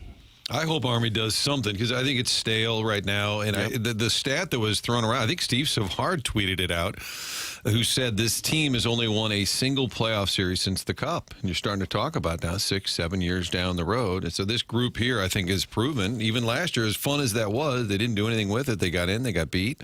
So I think you got to make a move. You got to shake up the room. You got to not start fresh, but you got to at least mix this up a little bit. But you're saying not necessarily for this season, right? You're talking about, I would do it now if you can. Depending on, at some point, I think this core needs to be broken up. Right, yes, right. Yeah, and I'm not saying that don't make a move now. All I'm saying is you're not making a move to salvage this season or, get the room jacked up and maybe go on a run. Yeah, here. no, I'm just thinking big. If it helps this season, great. Yeah, but exactly. overall, I can't just keep rolling out this same group. You can't. And, right now there's just so many injuries. Like, you look at this lineup tonight, it's just, if you would have saw this at the beginning of the season, holy smokes. Right, but I hate that that's now a narrative, because it's true when you're rolling out these guys that nobody even heard of 2 months ago, but they were already bad before all the 100%. Injuries. And you know what? Give Doug credit, because he said that yesterday, Marty. He said that, hey, listen, you guys, you can talk about the injuries. He said we were bad way before these injuries. Yeah. And so I agree with you. I think any trade that helps you now is fine, but any trade that Doug Armstrong makes needs to be made with the future in mind and how they move forward with the core group that they actually want to build around. Again, I'm repeating myself. I know Shen, Falk, Bennington, those guys could be traded, but at some point you're going to have to address those top 6 forwards. Are these the guys that you think that this is going to be the foundation of this team? You think they're likely to wait close to the trade deadline as some of the contenders have a player go down hurt or something, get a little bit more desperate? So we talked about that yesterday, and it's kind of like that's the way it has to happen.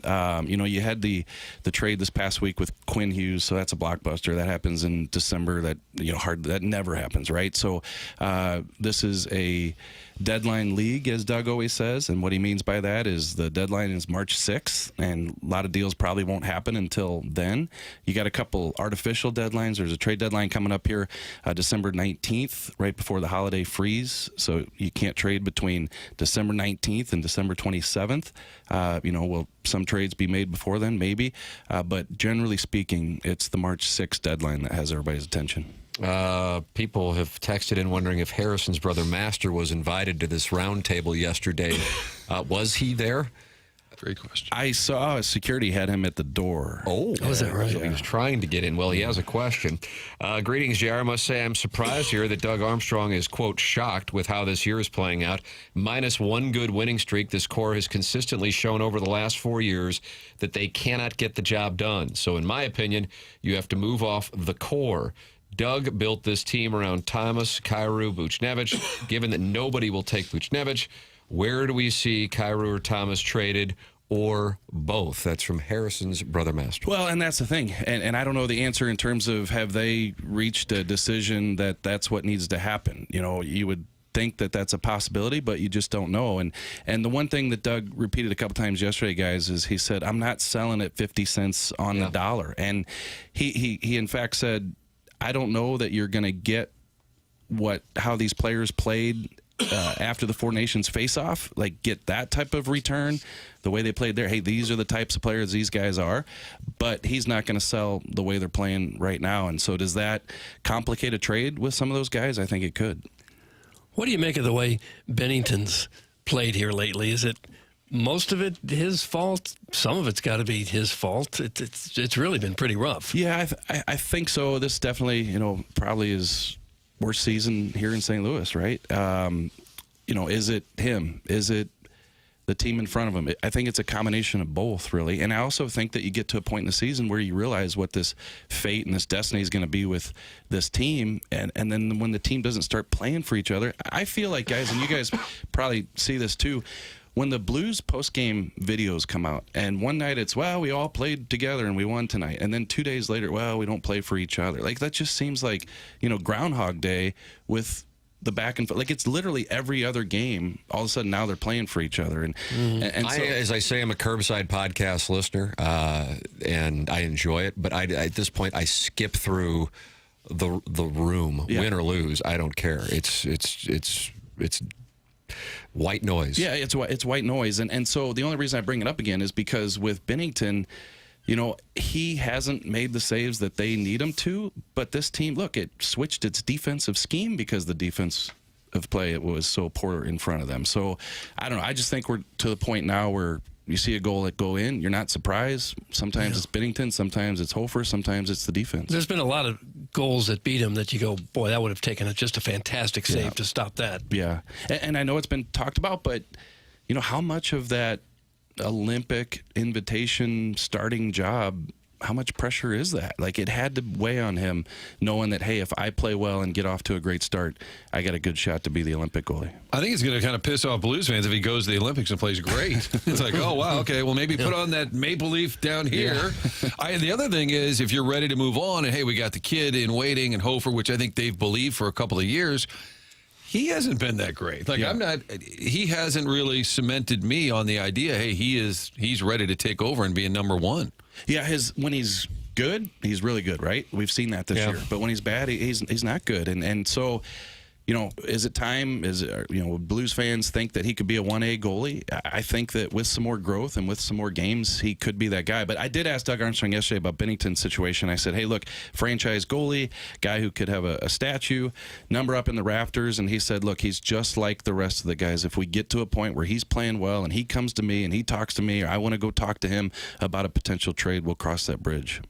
JR is in studio, and you don't have a hard out. No out.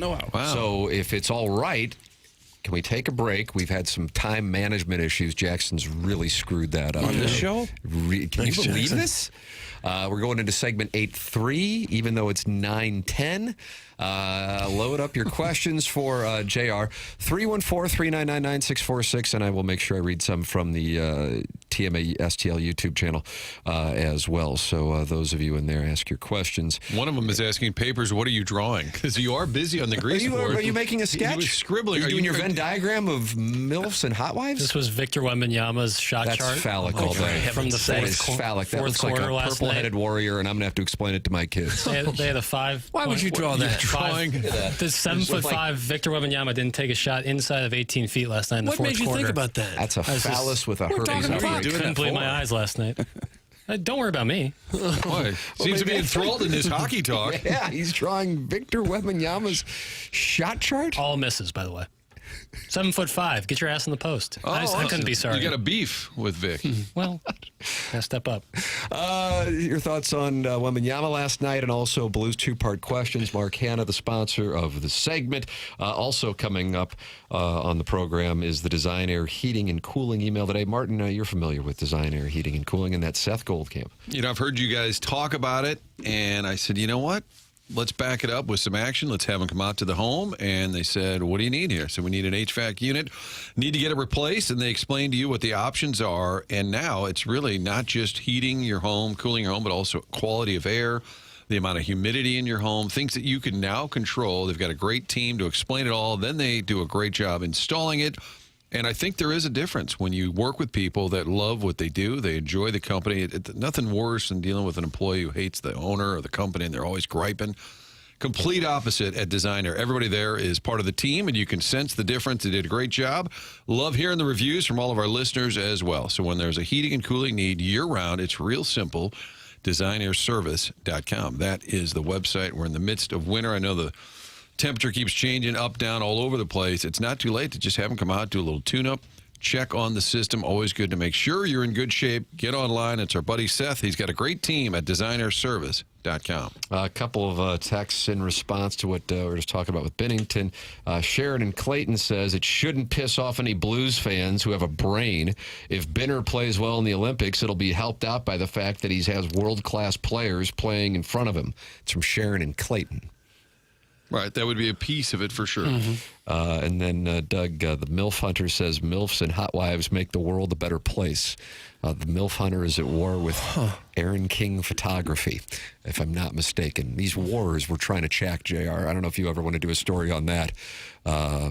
Martin, Doug, and I will sit down with you, Lou and Matt, but no cameras. We'll do a conversation on the wars with TMA listeners. Yeah, why don't we let's do a quick round during the break, JR. Can we have a quick round table? And then you can write about that on The Athletic. Oh, sorry, I was doing Alec Burleson's spray chart. Oh, yeah. Spray chart. There you go. Text in the two-parters. Post them in the Michelob Ultra YouTube chat, TMA STL YouTube channel. It's TMA 101 ESPN.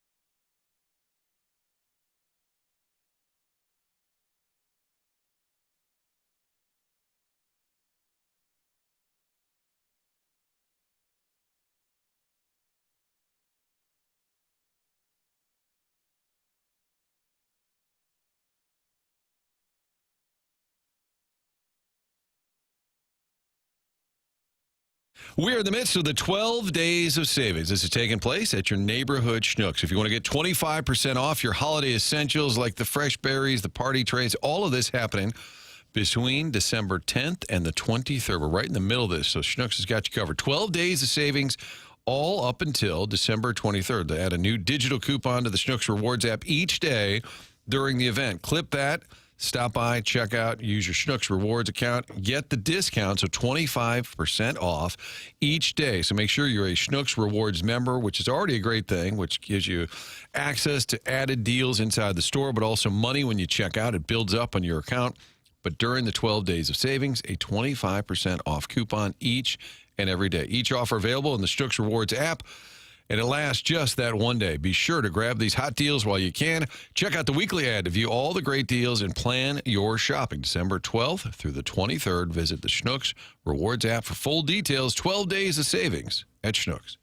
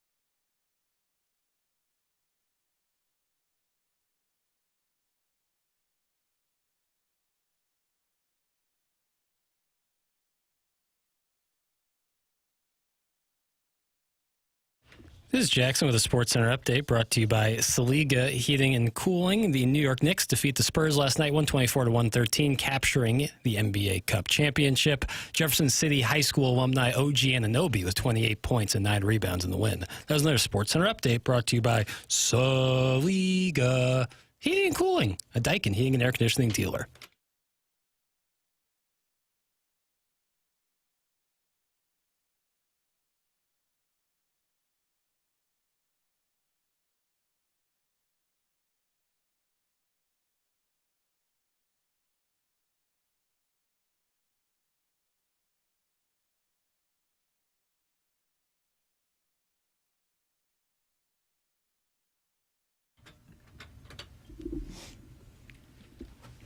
I think you like this one.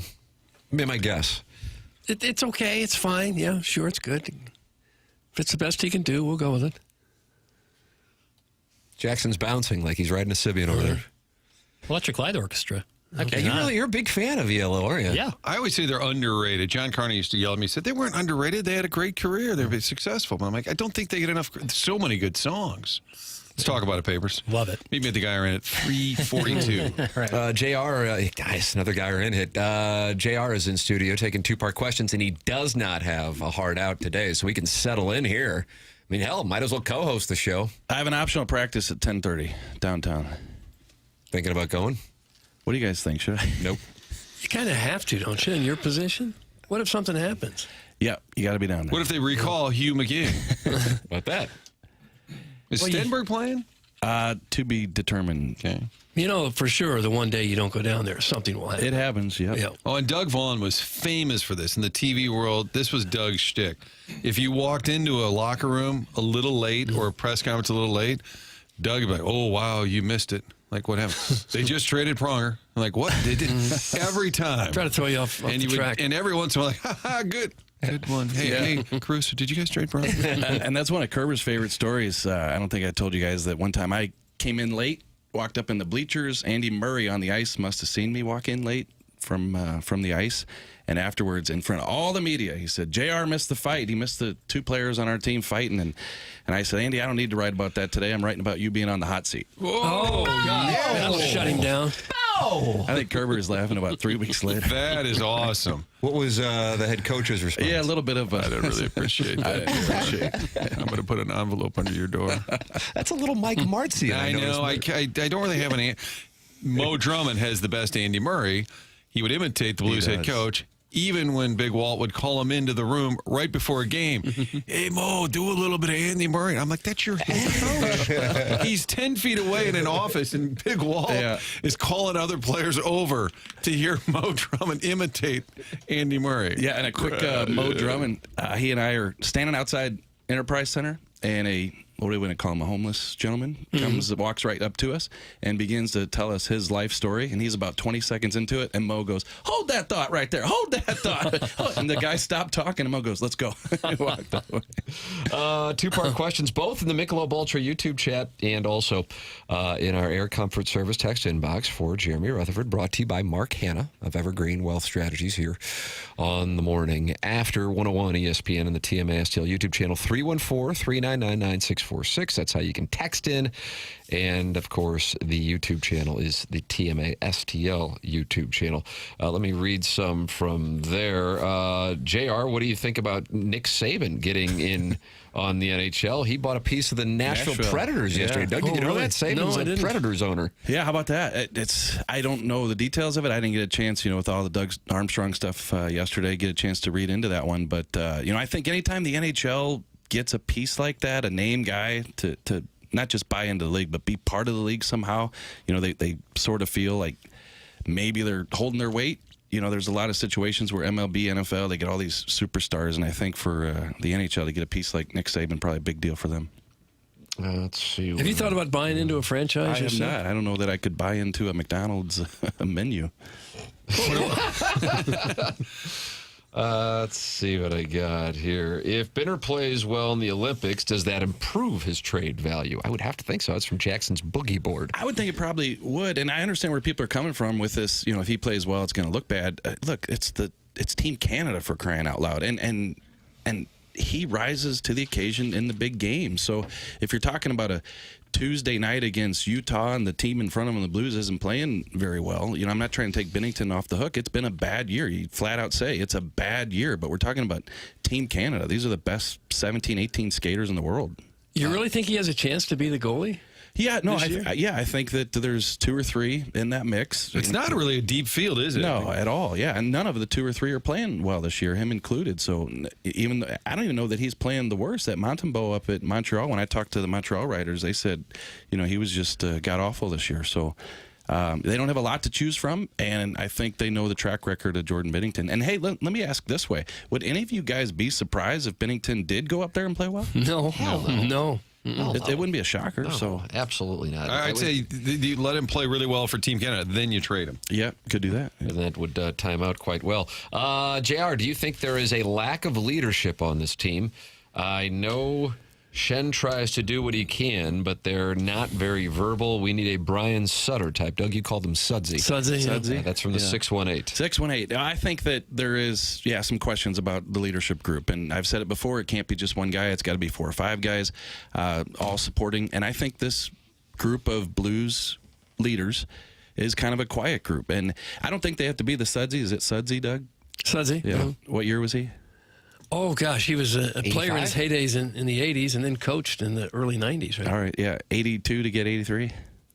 Yeah. Like he's about 80 to 89, maybe. So I just think that if you look at the Blues leadership group, it's not what it was at one time. The second half of that 18-19 season, I know it's easy to say that with the Stanley Cup, but you legit had 4 or 5 guys who are all supportive.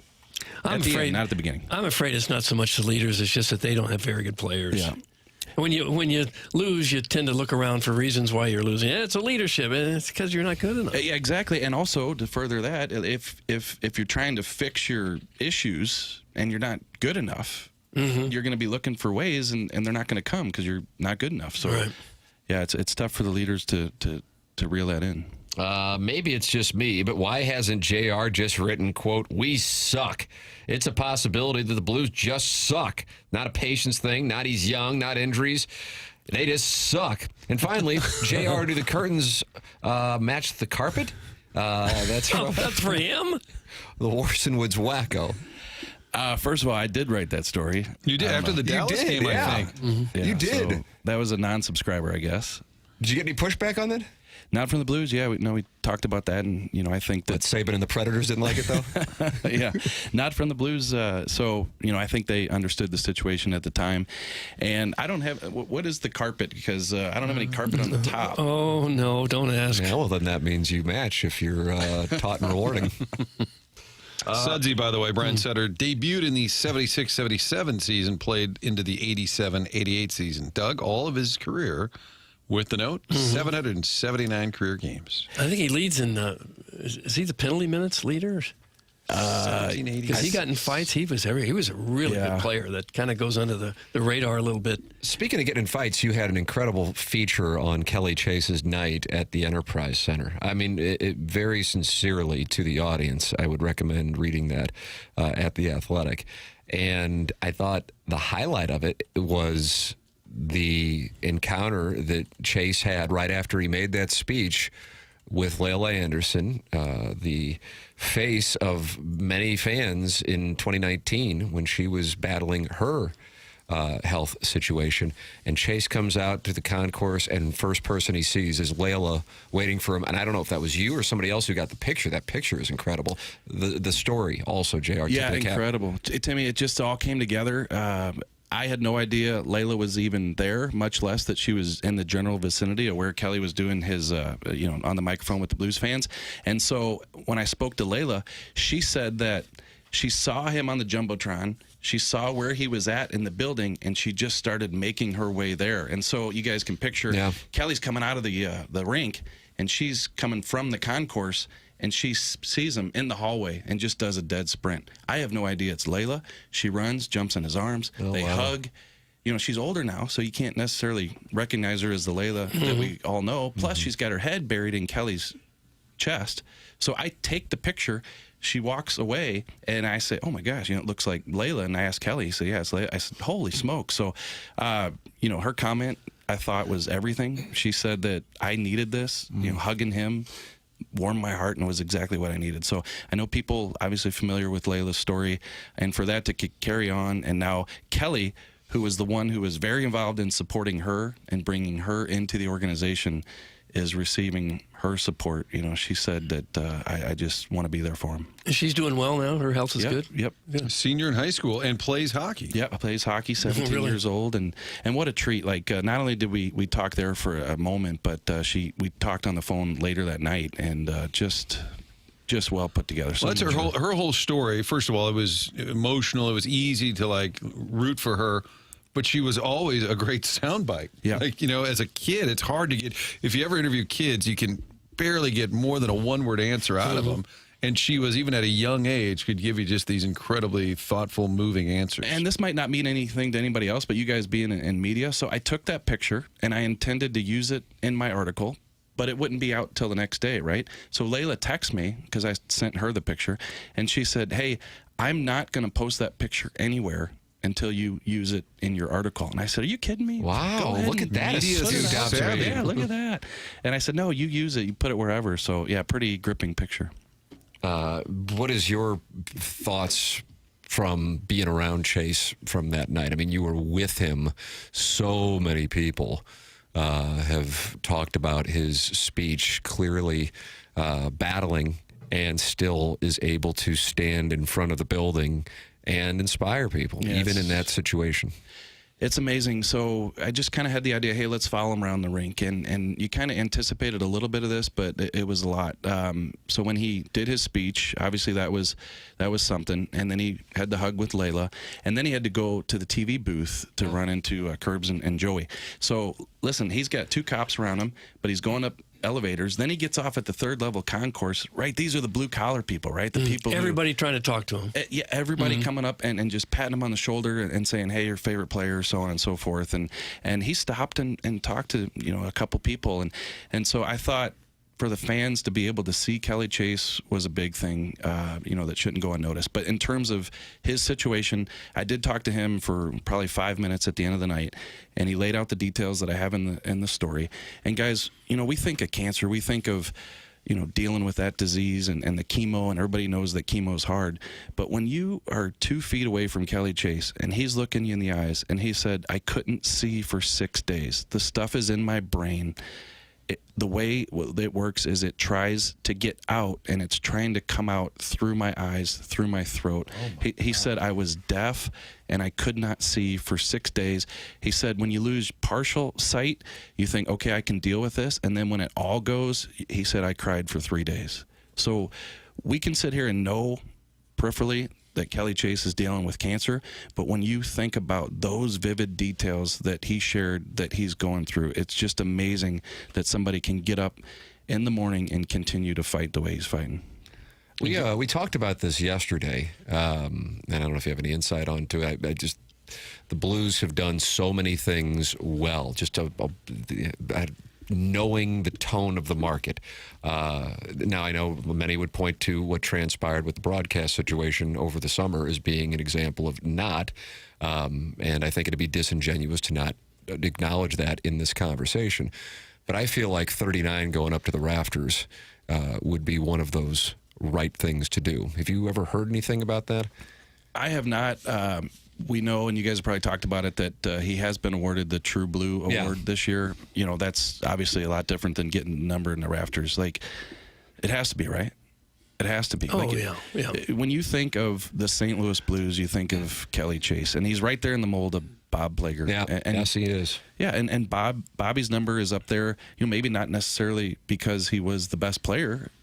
So it's what you do for the organization. I realize, you can't all of a sudden start doing that for people who, are seen within the organization. But what he means, what Kelly means, he's been there every step of the way, a lot of different capacities, and anybody who's been around him knows what this organization means to him. So I just hope that could happen. I love the connection with Monty, too, because they really are tight. And so even in that postgame, none of us want to hear, hey, let's look at the positives. Dvorak had a good game. That just rings hollow when the team looks crappy again. Yeah.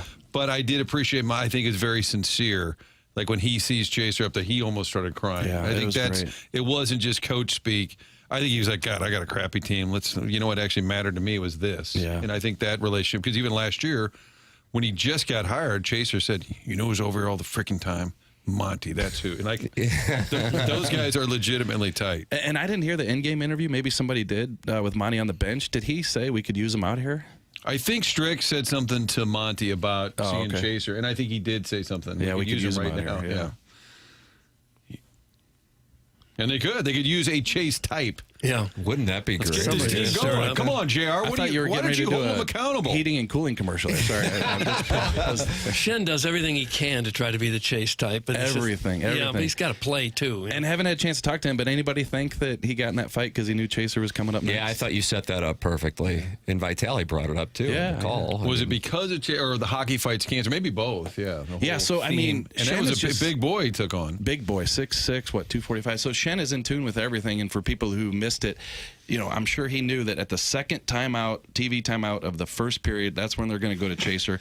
And we're waiting for the whistle to blow because Kelly's standing 10 feet away, and he's going to talk as soon as the whistle blows. Well, how's it going to blow? Is it going to be an icing? Is it going to be a penalty? What's it going to be? And it's Braden Shen dropping the gloves, fighting a la Kelly He's Chase. probably hoping to be a little smaller guy in front of him.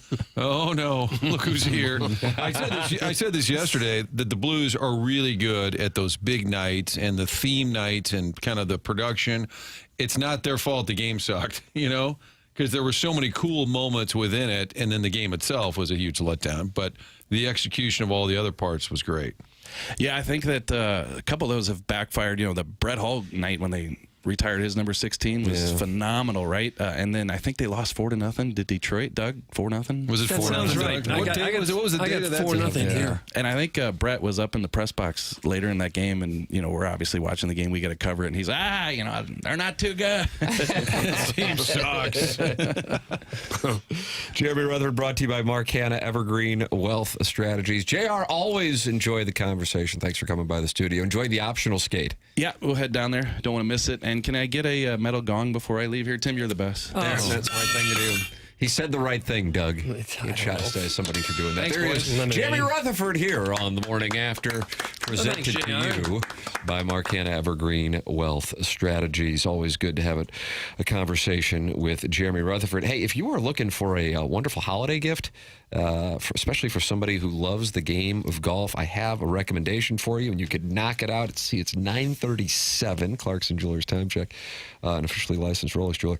Probably by 9:40. Go to 5irongolf.com. 5-Iron Golf. Brand new, right there in Clayton at 8015 Forsyth. It is the ultimate indoor golf experience. Whether you're a serious golfer just looking for a great night out, you will love playing iconic courses on TrackMan simulators, enjoying chef-inspired dining, and relaxing in a vibrant bar setting. You can host events, sharpen your skills, or simply have fun. 5-Iron Golf, your new go-to destination in Clayton, and they have 200-plus world-class courses, and they have gift cards for the holidays. So if you have somebody in your life who loves the game of golf, but you're like, I don't know what to get them, I'm not going to buy them a new driver or something like that, how about a gift card from 5-Iron Golf? They will love it. I promise you that. And it would be a great night out with friends or family over the holiday break because of the restaurant and bar and the simulators, the TrackMan simulators. It's 5-Iron Golf.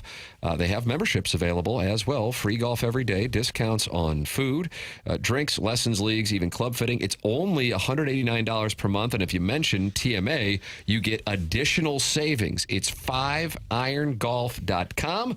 Get the information on memberships, lessons, and leagues at 5irongolf.com, and get the loved one in your life a gift card for the holidays at 5irongolf.com.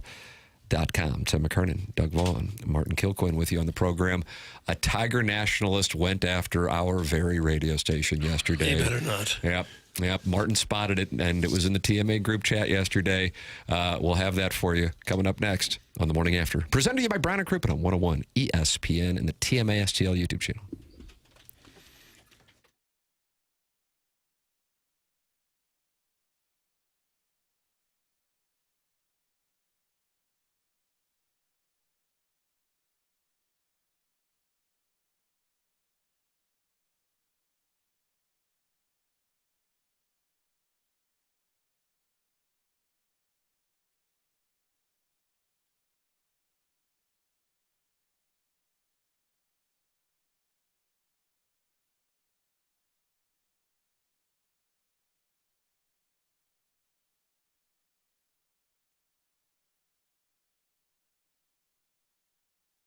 Dr. John Canale's been in practice for over 40 years and has more than 20 years of experience conducting clinical research trials. And that is relevant to you because there is an opportunity for you or someone you know to make some money with one of his clinical research trials because he's providing compensation for your time and your travel if you are interested in participating in his Psychiatric Care and Research Center clinical research trials. He's conducting studies including anxiety disorder, depression, bipolar depression, and obsessive compulsive disorder, and compensation will be provided for your time and your travel. And if you're in the St. Louis area, you don't have far to go because the office is in O'Fallon, Missouri. It's Dr. John Canale of Psychiatric Care and Research Center.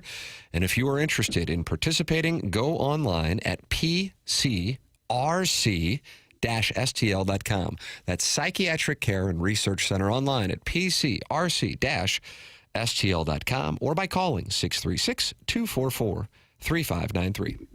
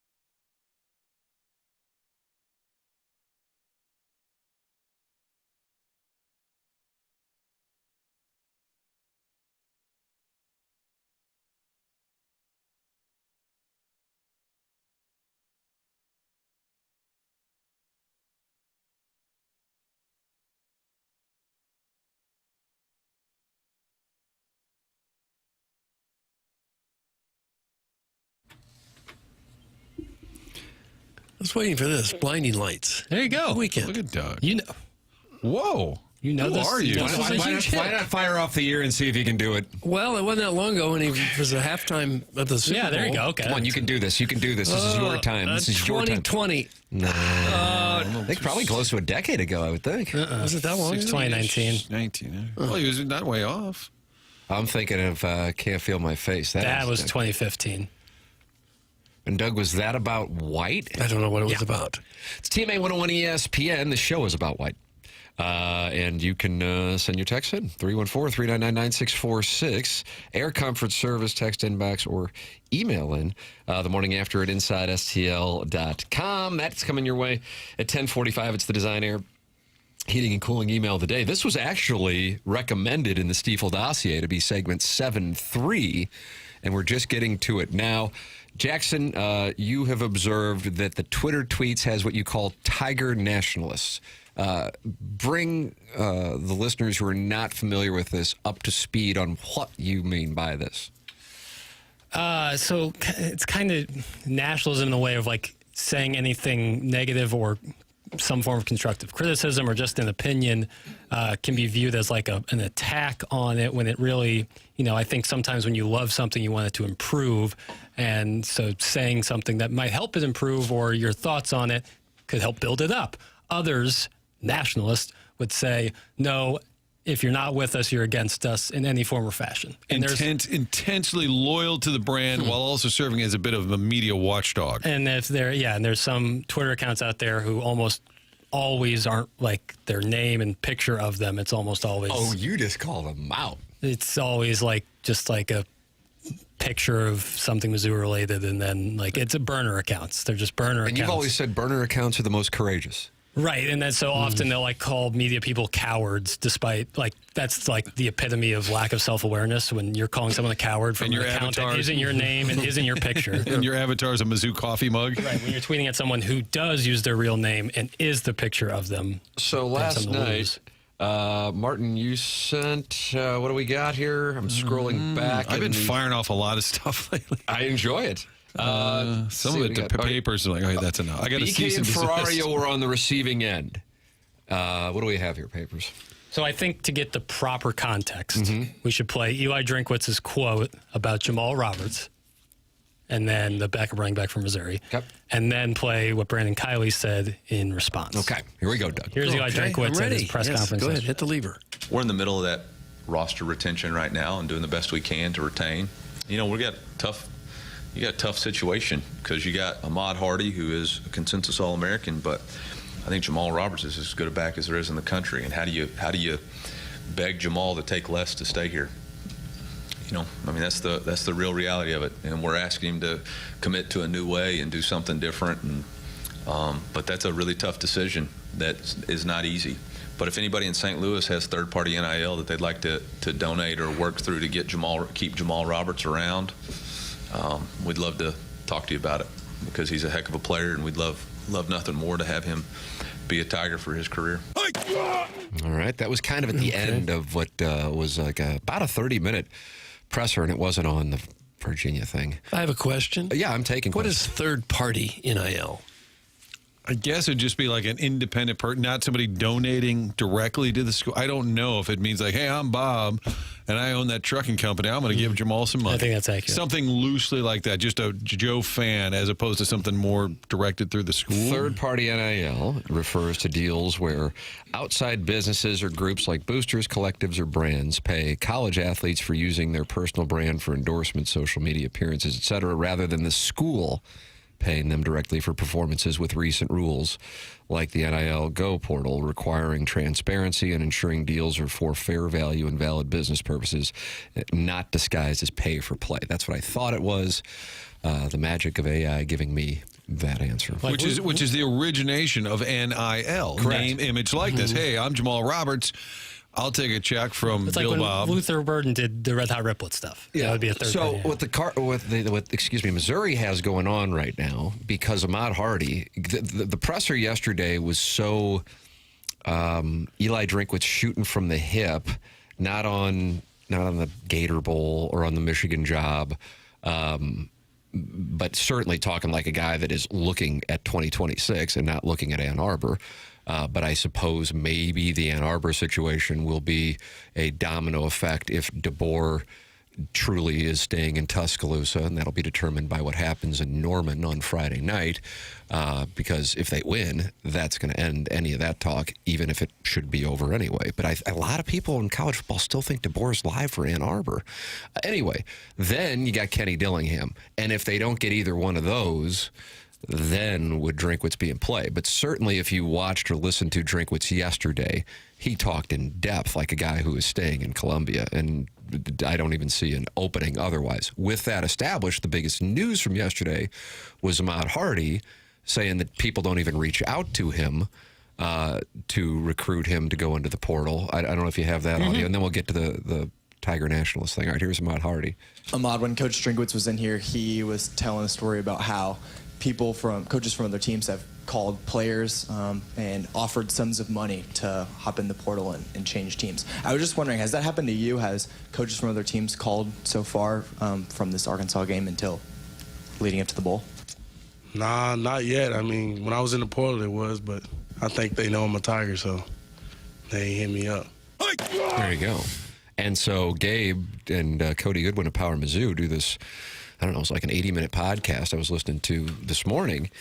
And Gabe said the biggest news was that, even though Drinkwitz, he loved it. He said, Eli Drinkwitz said yesterday in a half hour more than Gary Pinkel said in 13 years because it was so in-depth on kind of the state of college football and the portal. But he said the biggest news is that Hardy isn't going anywhere. And so if you're a running back at Missouri, like Marquise Davis, for example, you might have all the talent in the world. But if you know you're not going to get snaps unless they're beating the hell out of somebody, you know, I don't think anybody would fault him for leaving, and that's what he's doing. But then you get into Roberts. Now, you have had situations where you've had multiple running backs in backfields that have gotten opportunities in the NFL after splitting snaps. Certainly that's happened at Alabama. You had it with, Judkins and Henderson, right? Yeah. Travion Henderson's. Yeah. Jameer Gibbs. Yeah. Where was he? Bama. He was at Bama, yeah, right? Split with Bama. And then Henderson and Judkins. So, point being, it can happen. So he made the pitch there to NIL and St. Louis collectives to try to keep Roberts in Columbia. Because if you know you have those two guys coming back, that's significant. That could actually be appealing to a quarterback to know you got that in the backfield. So with that said, this then set the conversation on BK and Ferraria, which then led to Tiger Nationalists going after him. All right, let's hear it. However, Gabe DeArmond posting on Twitter, Eli Drinkwitz basically made a public plea for Jamal Roberts to take less to stay at Mizzou. The Mizzou backup running back said, quote, Missouri is basically having to beg him to take less to stay with Ahmad Hardy returning to the roster. He asked if anybody in St. Louis has a third-party NIL deal that they would like to have with Jamal Roberts to hit him up. So if you're a company, you want to keep Jamal Roberts, the Mizzou backup running back, go ahead and reach out to Eli Drinkwitz. He would love to hear from you. He shouldn't come back. Selfishly, I would love for him to be back next year. Jamal Roberts is a really good running back. He makes Missouri better by being there. But, I mean, if I put myself into Jamal Roberts' shoes, Alex, okay, I can be a backup on Mizzou, where against the best teams, I'm probably getting 5 to 10 carries. Or I could go start at, like, Oklahoma. Illinois, or a better program like LSU or Florida or some of these other places. We're not going to let that comment slide. No, we will. And if he goes there, he's probably getting 20 carries in most of their games. He has a chance to make real NIL money and to show his worth for NFL programs of what he could do at the next level. I think Jamal Roberts is an NFL running back. It's a very reasonable take. If you were in the shoes of Jamal Roberts, you would probably look at all these options, and it's a reasonable take. But you cannot go against the brand, Tim. So that I wasn't sure what the clip was. So that's the clip that got. I don't understand why that is. Incredibly rational take. Well, because you're supposed to be all about Mizzou, and you wouldn't ever want anyone to leave because now you're going against the brand. I mean, I don't. I guess that was Brandon saying that, or was it? That was BK talking, BK and then it says. So the tweet said, "This is on the airwaves in STL, by the way." and that was your least favorite of the national? That's a sliding scale. It just kind of depends on the day, but just like and I don't know. That's an incredibly rational thing. He even says, like, I want Jamal Roberts to stay. He's outstanding, and he makes Missouri better. But if you were in his shoes, it would be understandable if he wanted to leave. So I will tell you this, and I want to make this as clear. It's probably the thing that I'm most passionate about. Really has nothing to do with on the field, court, or ice at this point in my life. I think there is nothing more dangerous than chastising people, especially in our positions, people who actually are receiving compensation to make observations, if they go against something, whether that be a team, an institution, or a political party. And that is what we have here. I don't know whether you want to call that nationalism or whatever it is. That's incredibly dangerous. And it's not like BK, Ferrario, Tanner were sitting there going, screw Missouri. Why would you do that? He's laying it out from Robert's perspective that may make the most sense for him in his career. And an opinion that I would echo as a passionate Missouri fan. Yeah, if you were his father or his agent, that's exactly what you'd tell him, right? Everyone else does it. I mean, yeah, it kind of just is logical. So what were the critics saying about it? Just that, Well, and I will say their post on this particular one wasn't overly hostile, but it's kind of their brand is to always call out. Then you go to the replies, and it's full of people being like, right. It's stirring it up a little bit. And there's this narrative in the Mizzou Twitter world that people, the media in St. Louis hates Mizzou. That's been going on for a long time, right? So this just plays into that. And to be clear, it's only Martin that hates Mizzou. Just to be clear. And if you simplify it, you could just be like, host in St. Louis, if you're making an article, host in St. Louis wants Jamal Roberts to leave. But it's like, well, did you listen to the clip? He's saying, I want him to stay. He makes Mizzou better. But if you're in his position, it would be totally understandable to want to go find more snaps or more money or both. And if anything, I don't know. I mean, I guess it just depends on what you want. I think there's actually more money in doing the nationalist thing. And I'm not talking about Mizzou. I'm talking about just in media at this moment, well beyond sports, giving people what they want to hear. That essentially is the model. So you can go to whatever silo that is going to use its metaphorical hand on you and give you what you want to hear. But to me, I will take all day somebody who I can read, listen to, or watch, and I'm not sure where they're going to come down on a topic or an event, but at the very least, I know they are not bought and paid for as some kind of marks who are just in the business of trying to get likes to be able to live paycheck to paycheck. That's just not the gig. That's why that's why we named the show Balloon Party, because I loved that Strauss. I had no idea what the hell he was going to say, but I knew whatever it was, it's what he really thought. And I respect that. And as basic as that is, it's a lost art. So the last thing I want to do is read a column from somebody I'm like, oh, well, they're on the payroll. So, I mean, who the hell wants that? But I guess that's where we are. And from my standpoint, F that. Now, Hardy is he was just a sophomore, so he can't go to the NFL yet, right? No, not yet. Because this would be a good time for him to go out. His stock is probably never going to be higher. Doug wants Hardy to leave. Oh, my God. We're not going to have any running backs. And this is happening now in St. Louis. I'm tweeting it out. This Vaughn guy wants Hardy to... He just made first-team All-American on 3 different All-American teams. Yeah, Doak finalist. He's still completely healthy. Yeah, if you were his advisor, you'd say go now, wouldn't you? He can't. I know he can't. He was just a sophomore this year. Tiger Nationalist is why I hope Mizzou keeps falling flat on their faces. There is a difference in being a fan and a cult member. That's from the Hunchback of Vaughn Castle. I want to be clear. This isn't just like a Mizzou thing. Especially college football, because that brings out the worst in people, any college fan base, or pretty much any fan, will have corners like this, and you can't let that frame the entire fan base. This is a small sect. We talk about this with Power Mizzou or TMA fan page people. That's a small sect of the greater pie here. And so you'll find this anywhere. It's if you're in your bubble, an echo chamber, and that which is reality to the outside world, and then you go and interact with somebody in the outside world when you're used to interacting with people in the bubble, and the outside world looks at you like, whoa. Right. It's a little uncommon. It's kind of like when you find somebody who you're like, oh, man, that guy used to be normal, and now he's really wrapped up in politics, and you're like, yeah, okay, we're just going to... Right. Okay, well... Gonna go get a drink. You know? Got the guy in. So why do we? By the way, Jim Campbell says thanks for the support, guys. Yes. He said loyal listener. I'm going this afternoon then. Look at that. Look at that. I thought the headline to me was when Drink said we got to fix the passing game. I'm like, yeah, thank you. You got a great running attack. That's been proven now for several years. You get all these great receivers, and their numbers are horrific. Those are the guys I'd be worried about. And I know Joshua Manning's leaving. I'd be more concerned about all these talented receivers that want out because you just can't throw the ball. As an Illini fan, I actually believe the contrary to St. Louis radio being down on Mizzou. That's from Jackson's Beer Pool.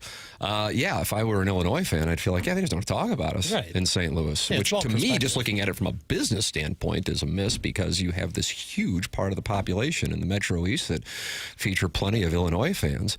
And that's something I've been observing for the last few years is it's just, but I think Illinois fans at this point are like, yeah, I'm not going to get it in St. Louis, so I'll just go to my, various Illinois outlets, and that's where I will get it.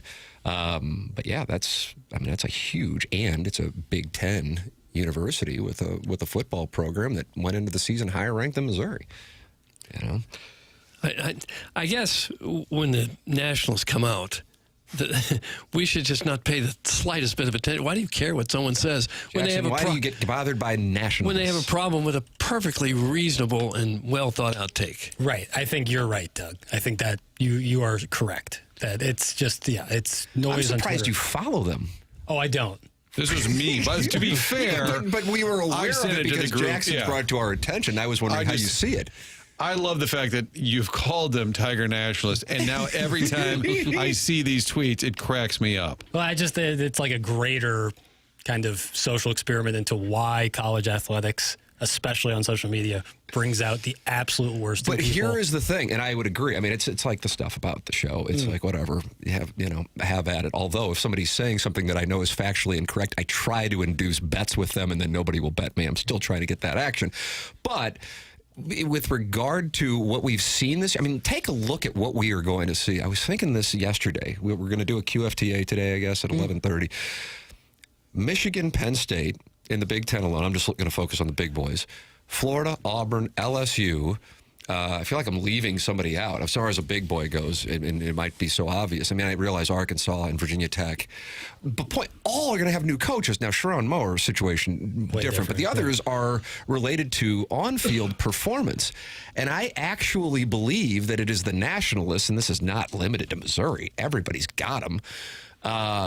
And then the people who are paying the salaries of these guys are not actual administrators. The administrators are also paid by the boosters, and the boosters live in the bubbles. And so the bubble is saying this guy needs to be fired, and then you get some guy sitting on 9-figure net worth and going, okay, if I put in $1 or $2 million, it's going to get him out of here, and $1 or $2 million is like, $1,000 to us, to them, and they're like, screw it, I'll do it because I've got 10 more years left maybe, and I want to see my team win a national championship, and I hate this guy because on this message board I read or these Twitter accounts I follow, they say he's the problem and we can get this guy, and so I'll do it. And that, I think, has played a role in why you've seen coaches on these short shelf lives more so. So as absurd as it is, these echo chambers, I think, have played a role in ridiculous coaching firings. And then the buyouts that lead to guys just sitting on, $70 million payouts. It's quite a nice, if anything, the college football coaches should be grateful for the nationalists. And that was another Drinkwitz quote yesterday where he said, the game is sick right now. Basically. I think Vahe Gregorian asked a question, kind of bigger picture, state of college football, and then that elicited a much longer answer as well. It can't stay in this current form very long. I agree with you on that. But at the same time, I don't know how it's going to change. It will. I agree with you that it'll change. But the SEC and Big Ten, nobody's out for college football. They're out for their conferences, and understandably so. Like, if you're in the SEC or the Big Ten, why would you want to share with, take your pick of whatever, conference that doesn't bring the eyes to the television? So I understand it. And that's why I don't know how it's going to get fixed, because there's nobody really running it. As Drinkwitz said, there are no rules. Things change. I think it's interesting that guys who are on 2-year contracts, this is one of the things you talked about, just leave. Like, what the hell is this? Right, there's no enforcement of anything. It's the only arena I'm aware of where a contract means nothing is college sports. You talking about players leaving? Yes. You can be on a 2-year deal and just leave. It's unbelievable. But and this is something Gabe was bringing up on his podcast today. If a guy was on a 2-year deal and the coach says, "Well, yeah, we can't. We're not gonna play you next year." Well, the player's going to go, "Well, then I still expect to get paid." It's a one-way street at exactly this point. Right. And I respect the fact, and I'm a critic of Coach Drinkwitz, the in-game stuff, some of the other silly stuff. I've been on the record. He's done a good job, but I think you got to win a big game. So I think I'm the furthest from carrying water for him. But I thought a lot of things he said yesterday hit home. Even when he critiqued the current situation, he said, listen, coaches that are making 10, 11 million, he basically said, like, we look like hypocrites questioning the system because we're getting paid handsomely. He just more or less said this is not sustainable. It take away the fact, oh, coach, you're making all that money. He acknowledged that first before kind of digging in on all of these problems, which he almost labeled as a sickness. I think this is an exact observation. I think it plays a big role in it. The reason there is such a short, low leash is due to people like Kurt Cignetti and Indiana's overnight success. Boosters think we can get that if we get the right guy. That's from Ironhead. There is a lot of truth to that. His name has become the face of the overnight success. I don't know how many even college football fans know the name Joey McGuire, but Texas Tech success, if you pay attention to the college football intensely, you know that's more about what they did with their NIL and just having beyond wealthy boosters, in particular one, that just go, yeah, we're just going to buy the defense and some offensive linemen. A guy that Missouri thought they had, Texas Tech overpaid, and they got him, and now they're the number 4 seed in the college football playoff. So everybody's looking for the new Cignetti or Joey McGuire to a lesser extent, because you see it can be possible in Bloomington and Lubbock, where it used to just be possible in Tuscaloosa, Columbus, Ann Arbor, Athens, and maybe a handful of others, depending on the year. We'll take a break, come back with more TMA. It's 101 ESPN.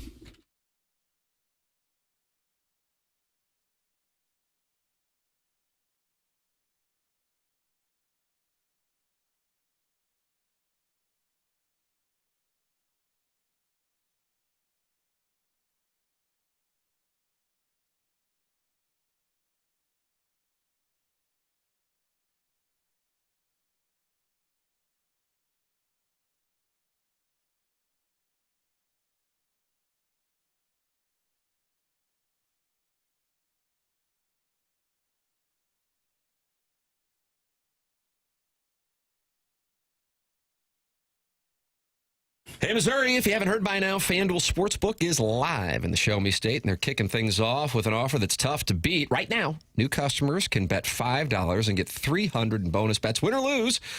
Whether it's football, basketball, hockey, or more, you can bet it all on an app that's safe, secure, and super easy to use. So download FanDuel today or head to FanDuel.com/Missouri and join the excitement.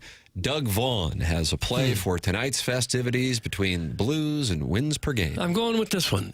The over-under tonight for goals scored, 5.5. Almost every game is 5.5. Some are 6.5. Most games, 5.5. The Blues aren't scoring much at all. I don't think they'll help contribute much towards that 5.5. I'm looking for a 2-1, 3-2 game, something like under. that. I'm going to go under. Doug Vaughn under on the 5.5. Under for the Blues in Winnipeg tonight.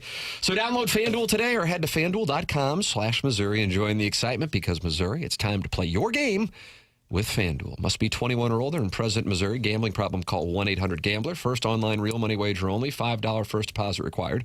Bonus issued is now withdrawable bonus bets that expire 7 days after receipt. Restrictions apply. See terms at sportsbook.fanduel.com.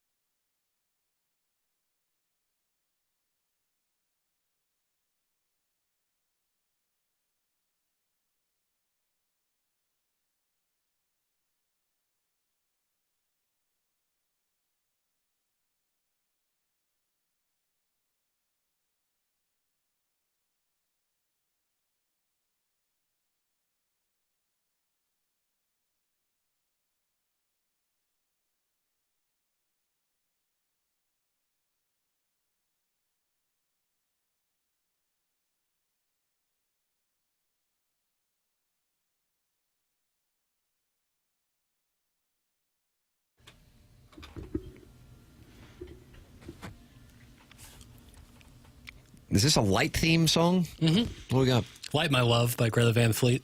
Oh. Light My Love, Doug. Greta Van Fleet. Okay. How about Long as I Can See the Light, CCR? All right. I love CCR. Think about it. Tim, I don't know what it says about me or the show. Josh Schertz will join us tomorrow, Billikens head coach.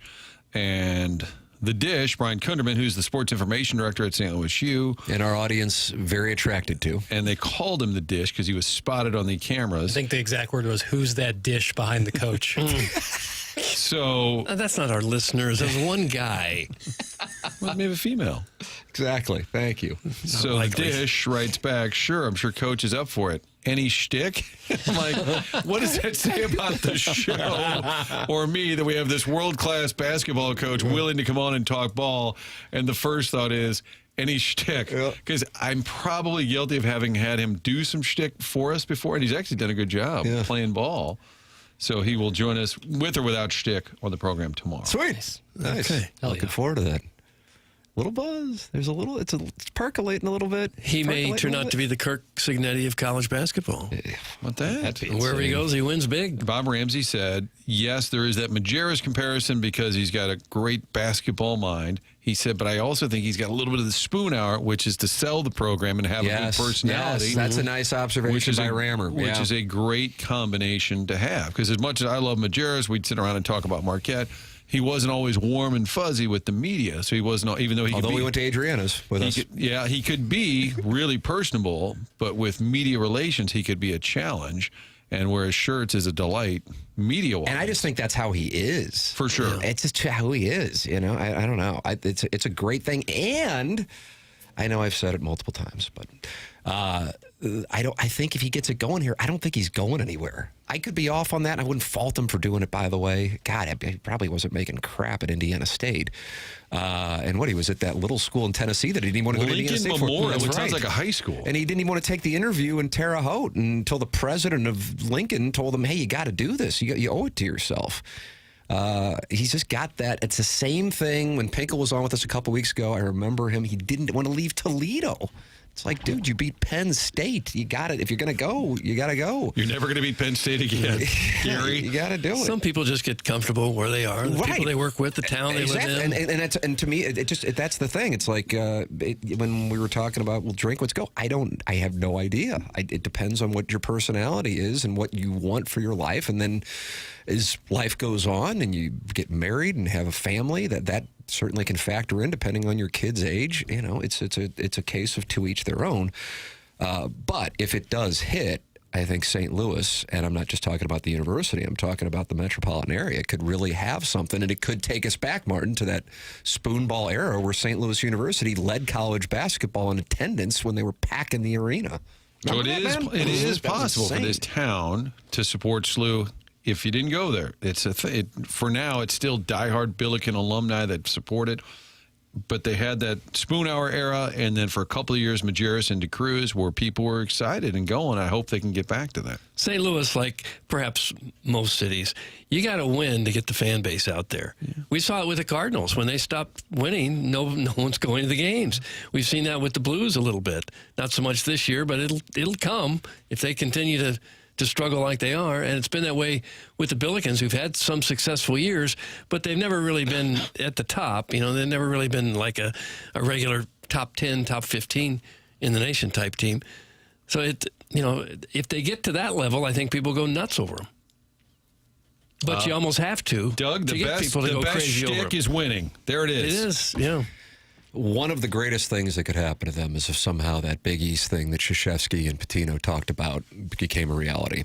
You want to talk about, do you agree with it? Were you nodding over there? Yeah, absolutely.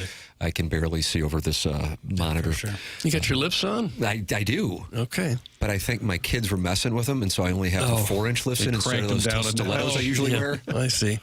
I think you couldn't see papers because he was being blinded again. We got a lot of visual challenges in here.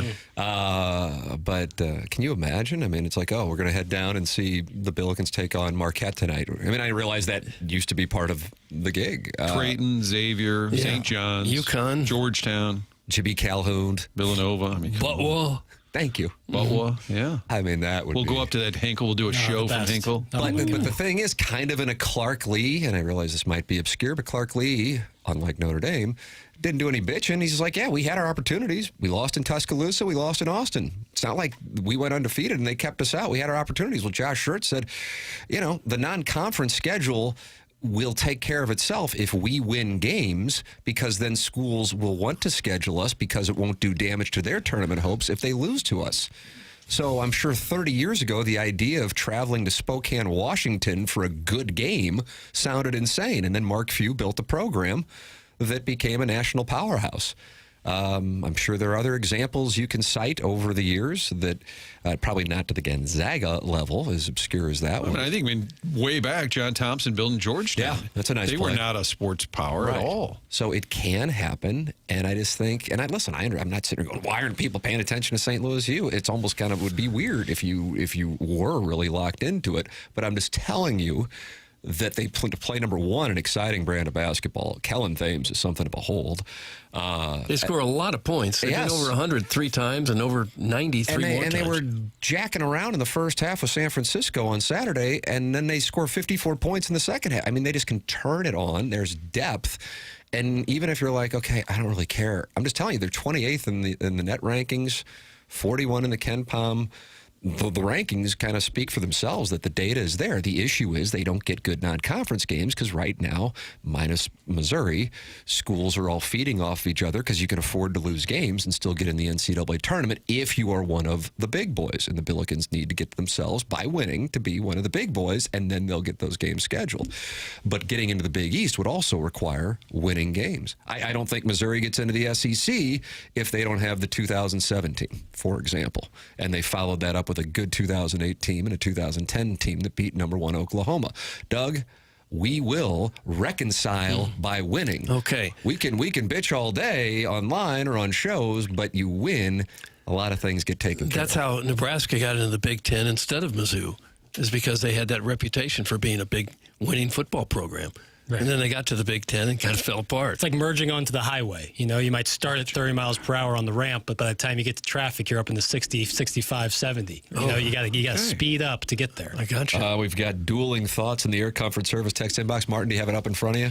Well, I saw Harrison's brother commenting, of course. Yeah, he's not happy. Nobody gives an F about SLU. Well, some people do. Yeah, and then that's where I'm reading the text right below that text. I played soccer at SLU in the early 2000s. Marquette, Cincinnati, Louisville, USF. Yeah. Conference USA was loaded back then. Moving to a conference like the Big East would be phenomenal for basketball and soccer, no doubt. That's from the 314. SLU belongs in the Big East. That is from Uncle Brendy. Doug, I don't know if you know Uncle Brendy. I don't know Uncle Brendy, no. That is in there. And one thing that's not talked about much is how well SLU defends. That's from Dino Bravo. Yeah, Coach Schertz is nonstop when they are on the defensive end. That is for sure. And meanwhile, I noticed San Francisco's coach, Doug, I don't know if you noticed, we were both at the game. All he did was bitch at the officials the entire game. And I would think that turns into white noise.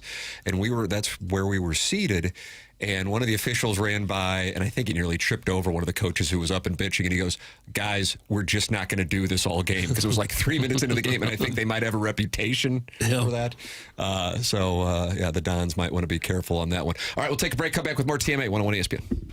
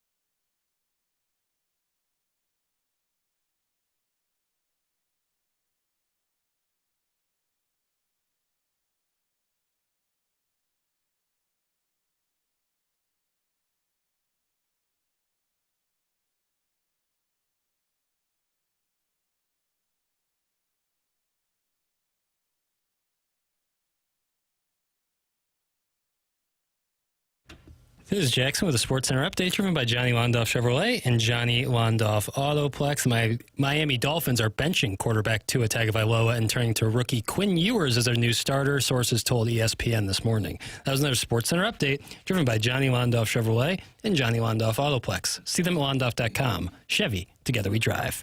Are you kidding me?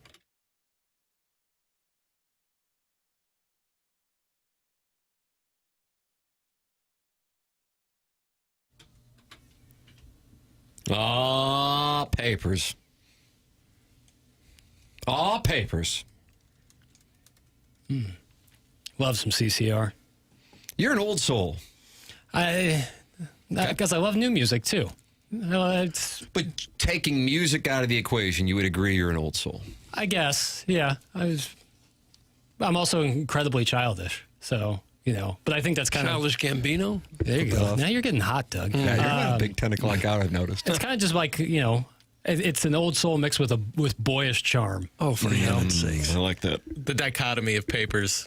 Yeah. It should be studied. Jackson and I are going to do QFTA today. We're talking 11:35. Yeah, we can do that. T. McKernan at InsideSTL.com. Any question, comment, preferably erotic story, but we haven't had one in 17 months. Send them in. We can discuss the difference between Jackson's Venn diagram of MILF hunters and hot wives. And then he brought cougars in, so we got a lot of Venn diagrams to discuss. That'll be on the TMA STL YouTube channel. Man, have you or your family seen a change in you? Not quite yourself anymore, struggling to focus, no energy for the people you love? Put it this way. If your bedroom could talk, would it have anything to brag about? It could be you're getting older, or it could be work stress. This is where Mentality can help you out. So stop being tired of being tired. Get back to the guy you used to be. Visit mentalityhealth.com. That's mentalityhealth.com. I've been out there. I have been tested. I was in, out, 20 minutes, and you get your levels, and now you know what you can do to feel better. It is Mentality at mentalityhealth.com. Email in for our design, air, heating, and cooling email today. That is coming up at approximately, probably now 10:50, because we're behind, aren't we? Let's be honest. We've done some 25, 30-minute segments. I mean, what are you going to do? It'd be a good program. So we got to catch up. We'll break. It's TMA 101 ESPN.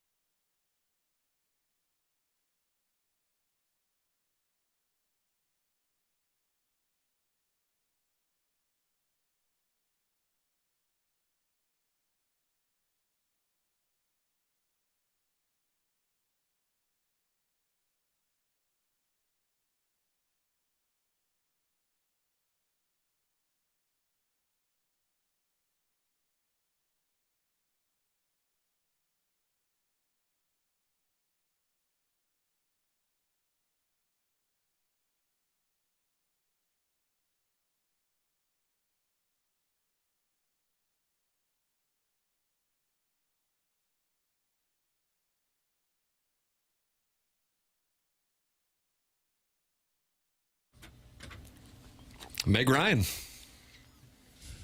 This isn't Meg Ryan singing this. How can you be so sure? Exactly. Thank you.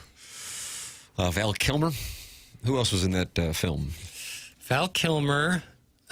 Feels like a Giamatti vehicle. It's a Paul Giamatti was in that? I don't think so. It's an Oliver Stone film. Kevin Dillon. Kevin Johnny Dillon. Drama plays the drummer.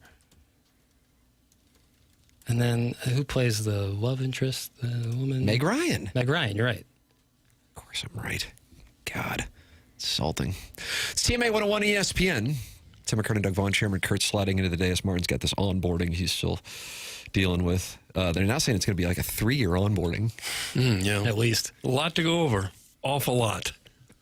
Black Hole Sun should be on today's playlist dedicated to light. That's from Curb Stomp. All right. Think about that sound Got guy. another segment, so.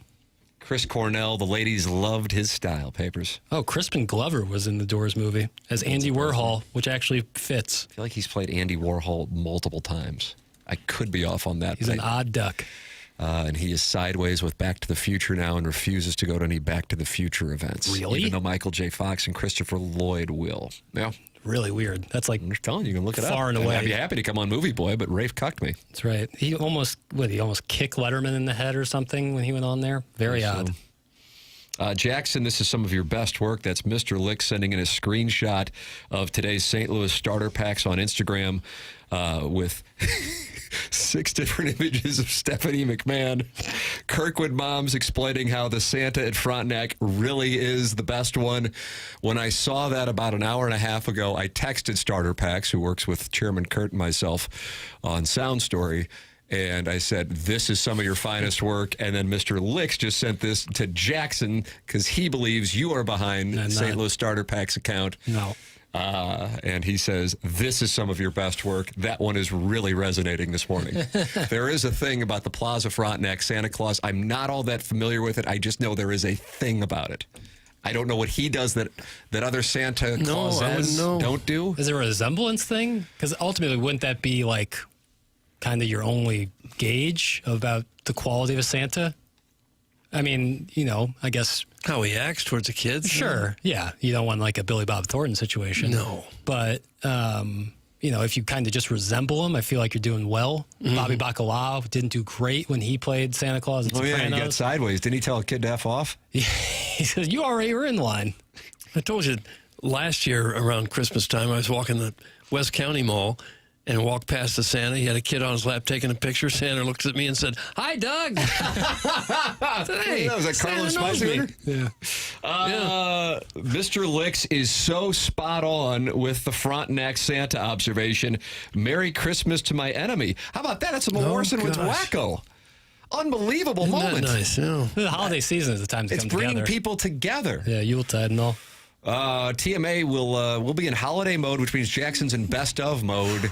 Yeah. So December 24th will be our final live show. Notice how Jackson doesn't say Christmas Eve. Did you catch that? I did, yeah. All right, sorry. Christmas Eve will be the final program for us. So we're working on the 24th. Working on the 24th. When you say we. Oh, Tim's. Oh, yeah. Tim will be. So Monday, Tuesday. I'm going into Riz mode starting Friday. The meat and potato guys will be working on the 24th. Monday, Tuesday, Wednesday, live programming. Christmas and Boxing Day, best of. Boxing Day. And then the week following, we will also be on best of. So back in action, live and in studio. For the January Seth 5th. Goldcamp promotion for the ages. Yeah, it's going to be a hell of a return. Yeah. I got to ratchet up my email voting. Are we going to vote like in secret ballot? I think we should. Okay. I think we should write it down. Everyone hands it to me, and then we come back and then we announce the winner. I think at 10:50 we should do it. Like when we usually do. Oh, you're email doing a little TSL, Doug. He's doing a little TSL. TSL. Look at you. TSL. Yeah. Okay. So keep the tradition of finding out who wins at the end of the program, but doing the actual competition at 9:45. Guys, I prefer my Santa to be like the one in Arnold, who smells like filterless Edgefields and malt liquor. That's from Mahi Mahi. Edgefields. Wow. There's a fish that sent that in? It's a working man's dart. The mall should charge money to watch the moms in the line at Frontenac Santa. That's from the Worst Woods Wacko. I gotta study this more. What are they doing? I don't know. I didn't Is it know like they're good looking? Is that the deal? Really? I didn't know that there was a Santa at the Frontenac Mall. I don't go to the Frontenac Mall that often. Ever since they closed the movie theater. Rest in power. I got some time to kill today after the show. You're going to go by there? I might go check it out and see what's doing. Han Solo. I do most of my work solo. Sure. Hey, Doug, being recognized by Santa, do you think he remembers you from the nice list or the naughty list? That's from Scott's Wrinkled Nuts. Nice, I'm sure. So Jackson won't say Christmas Eve, but he will say Boxing Day like a liberal Canadian soy boy. That's from Shooter McGee. Canadian yeah. How's it feel? Yeah, how's it feel? Canadian cuckold? That's his... How's it feel? How will you recover? Did I ruin Christmas? Sorry. Oh, you said it right there. Tim, please advise. There was a segment yesterday on TMA All Day, 105.7 HD2 FM. You can get this program 24 hours a day. From the day Mookie Betts was traded, and Doug said that the Dodgers gave up a lot in that trade. Doug, would you like to be held accountable? I don't remember what they gave up. Well, whatever it was, you said it was a lot. Would you like to apologize? I was held accountable for liking Sam Pittman when he was hired. They may still have given up a lot. Mookie Betts turned out to be a great player for the Dodgers. I'll have to look up and see what they gave. Oh, you're balloon partying for a Heim Bloom interview in 2 months. Let's see what they gave up. Verdugo, catcher Connor Wong, and prospect Jeter Downs. Oh, too much. No. That story isn't finished. Stands by his opinion. Don't do it, Dodgers. All right, we'll take a break. At some point, we'll have the Design Air Heating and Cooling email of the day coming up here on the program. It's TMA 101 ESPN.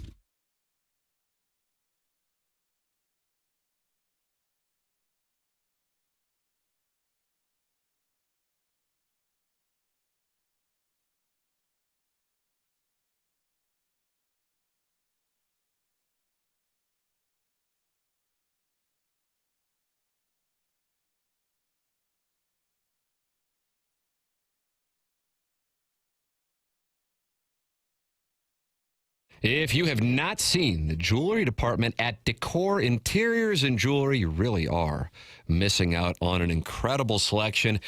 And as somebody who went in there for the very first time 2 weeks ago, I'm going to tell you this. I wound up hanging out there for like an hour talking to the staff. An incredibly friendly staff. Owner Joe Fredlick, great guy, TMA listener. And when he and his buyers go to market, they really do look for the most unique pieces at affordable prices. If you're looking for the holidays, if you are looking for an engagement, you can pick from a huge selection of loose diamonds, and Decor will help you custom design the perfect setting that fits your love and your budget. You can visit them online at decor-jewelry.com or go online decor-jewelry.com or visit them in person at Olive and 141. It's Decor, always unique, always affordable. Open Sundays through Christmas Eve, 11 to 5.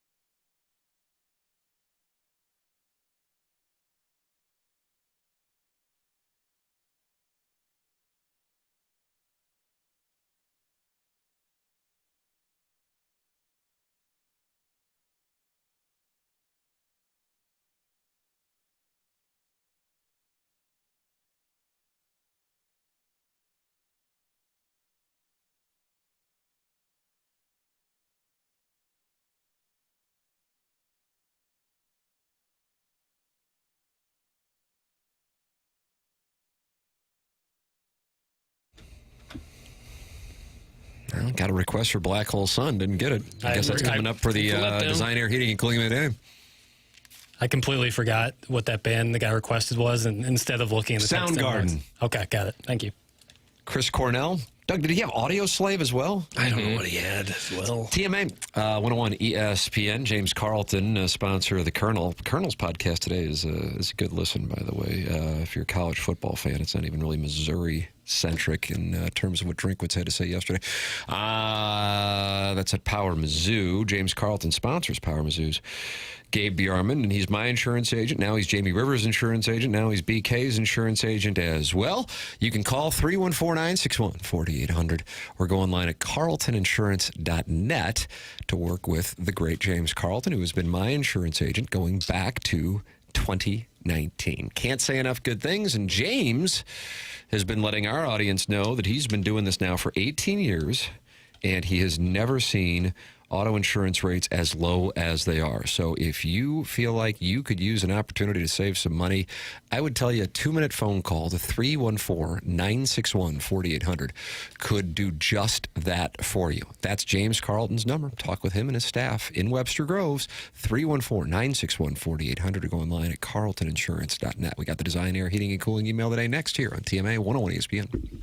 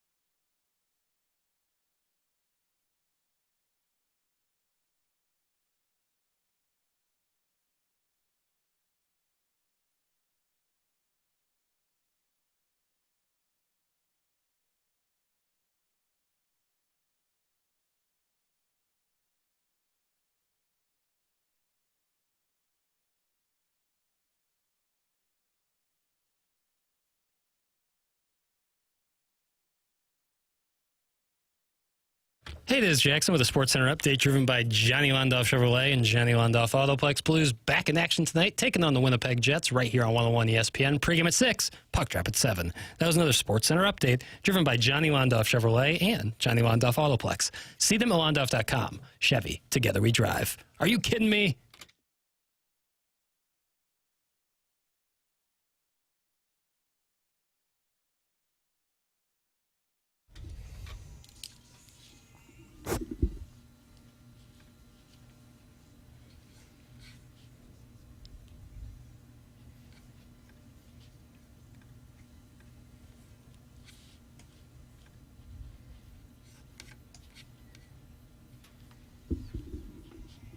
Was this on like MTV Every Other Song in the summer of '94? Am I right on that? I wasn't watching it, Tim. I don't know. Jackson, you recognize this beat now? Nope. Really? Mm-mm. Wow.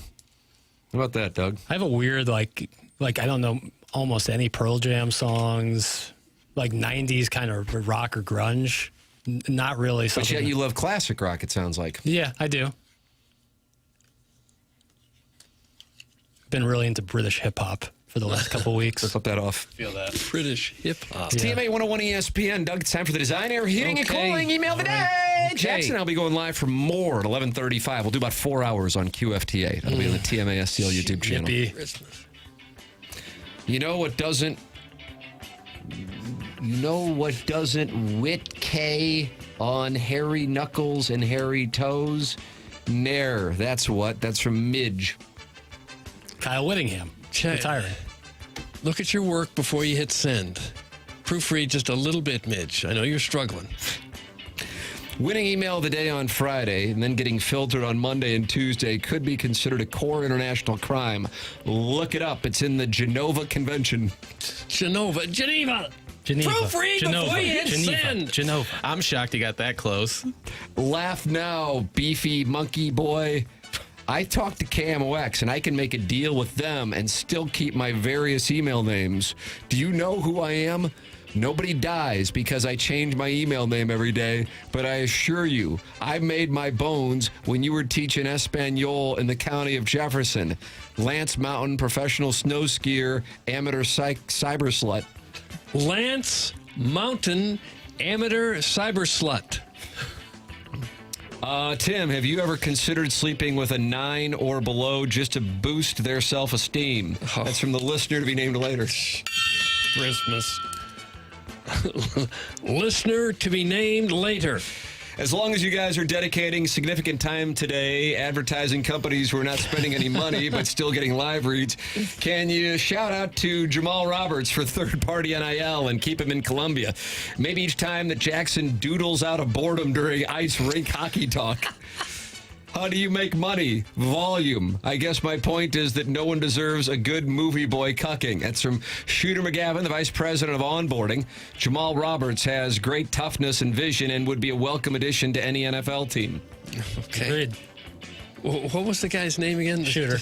Shooter Okay. McGavin. Shooter McGavin. The world was gray. Just a black and white image. Yesterday changed everything. Gerwin Price effortlessly threw over 3.5 180s in the first leg of the match. It was always a lock. I ran to the store, grabbed chocolates, roses, and the nicest bottle of wine I could afford after such a big win. I heard a knock on my door. I opened it, expecting to see my returning wife. Instead, it was Doug in a tight leather pant.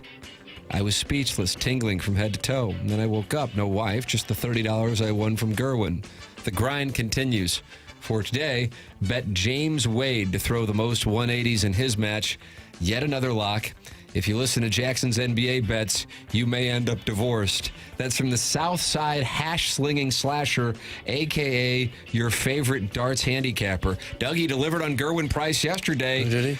Today, he's got...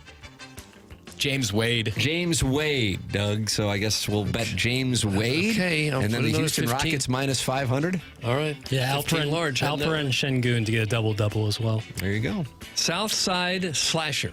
Can we get that MILF Venn diagram printed on a T-shirt? I would rock that 8 days a week. You could be printing money, fellas, with that bad boy. I had a T-shirt once that said MILF and cookies. I love a lot of things in this world, but none more than those two. My Christmas list is short this year, but at the top are two tasty treats, MILF and cookies. The kids know that all Santa really wants on Christmas Eve. Good news. My wife is MILF adjacent and decent at baking cookies, so I believe this might be my year. In non-MILF related news, thanks a lot, Papers, for that smug, waspy explanation of brogues versus wingtips. Not sure I can be considered waspy. For us proletariats, we call them all dress shoes, and that is okay. Oh. I'll take my plastic spork over your silver spoon all day. Cheers, that's from Bro Fallon. Bro Fallon. And finally, TMA all day, brother. Here we go. About a decade ago, you displayed your rare talent for identifying a cliff and accelerating toward it with confidence. The conversation opened with Ted Williams' frozen head and within minutes escalated into dinosaurs. Not symbolic dinosaurs, not old takes, actual Jurassic Park walking amongst us HOA violating dinosaurs. This was not a quick tangent. The idea sprawled across 6 separate 13-minute segments, periodically paused for traffic, sponsor reads, and a polite acknowledgement of sports, so Tim could mention Timmerman. Each time it seemed over, it returned. What would the police do? Who insures a Stegosaurus? Is this animal control or parks and recreation? No answers were necessary. Momentum alone kept it alive. And then the phone lines opened, which felt irresponsible, even by AM radio standards. Someone correctly noted we cannot manage scooters or electric bikes without a press conference and a task force. Now imagine pterodactyl nesting on the arch. Imagine the Facebook posts. Does anyone know whose dinosaur this is? Please leash your raptor. I pay HOH fees for this. Take an absurd premise, ignore every... Wrap it up, Swope! Ignore every exit ramp and treat it like a municipal emergency. That's from Marv, sent from my iPad. If you see Gertrude, have her call her grandma. I thought that was going to be Buck Swope because of its length. Marv. Look, that's what we have for the designer. Okay. Getting cool, what you got? I'm going to go with a listener to be named later. Give me Shooter. I like the listener to be named later. Wow, that was the one saying, Tim, have you ever considered sleeping with a 9 or below just to boost their self-esteem? Mm-hmm. Maybe giggle. And Doug, you went with that. So stupid. So incredibly stupid. Congratulations to the listener to be named later. You have won the Design Air Heating and Cooling email today. BK and Ferrario are up next. For Jackson Burkett, for Chairman Kurt, for Martin Kilcoyne, for my brother Kevin, for Douglas Elvin Vaughn, I'm Tim McKernan. This has been Morning After, presented to you by Brown and Crouppen on 101 ESPN and the TMA STL YouTube channel.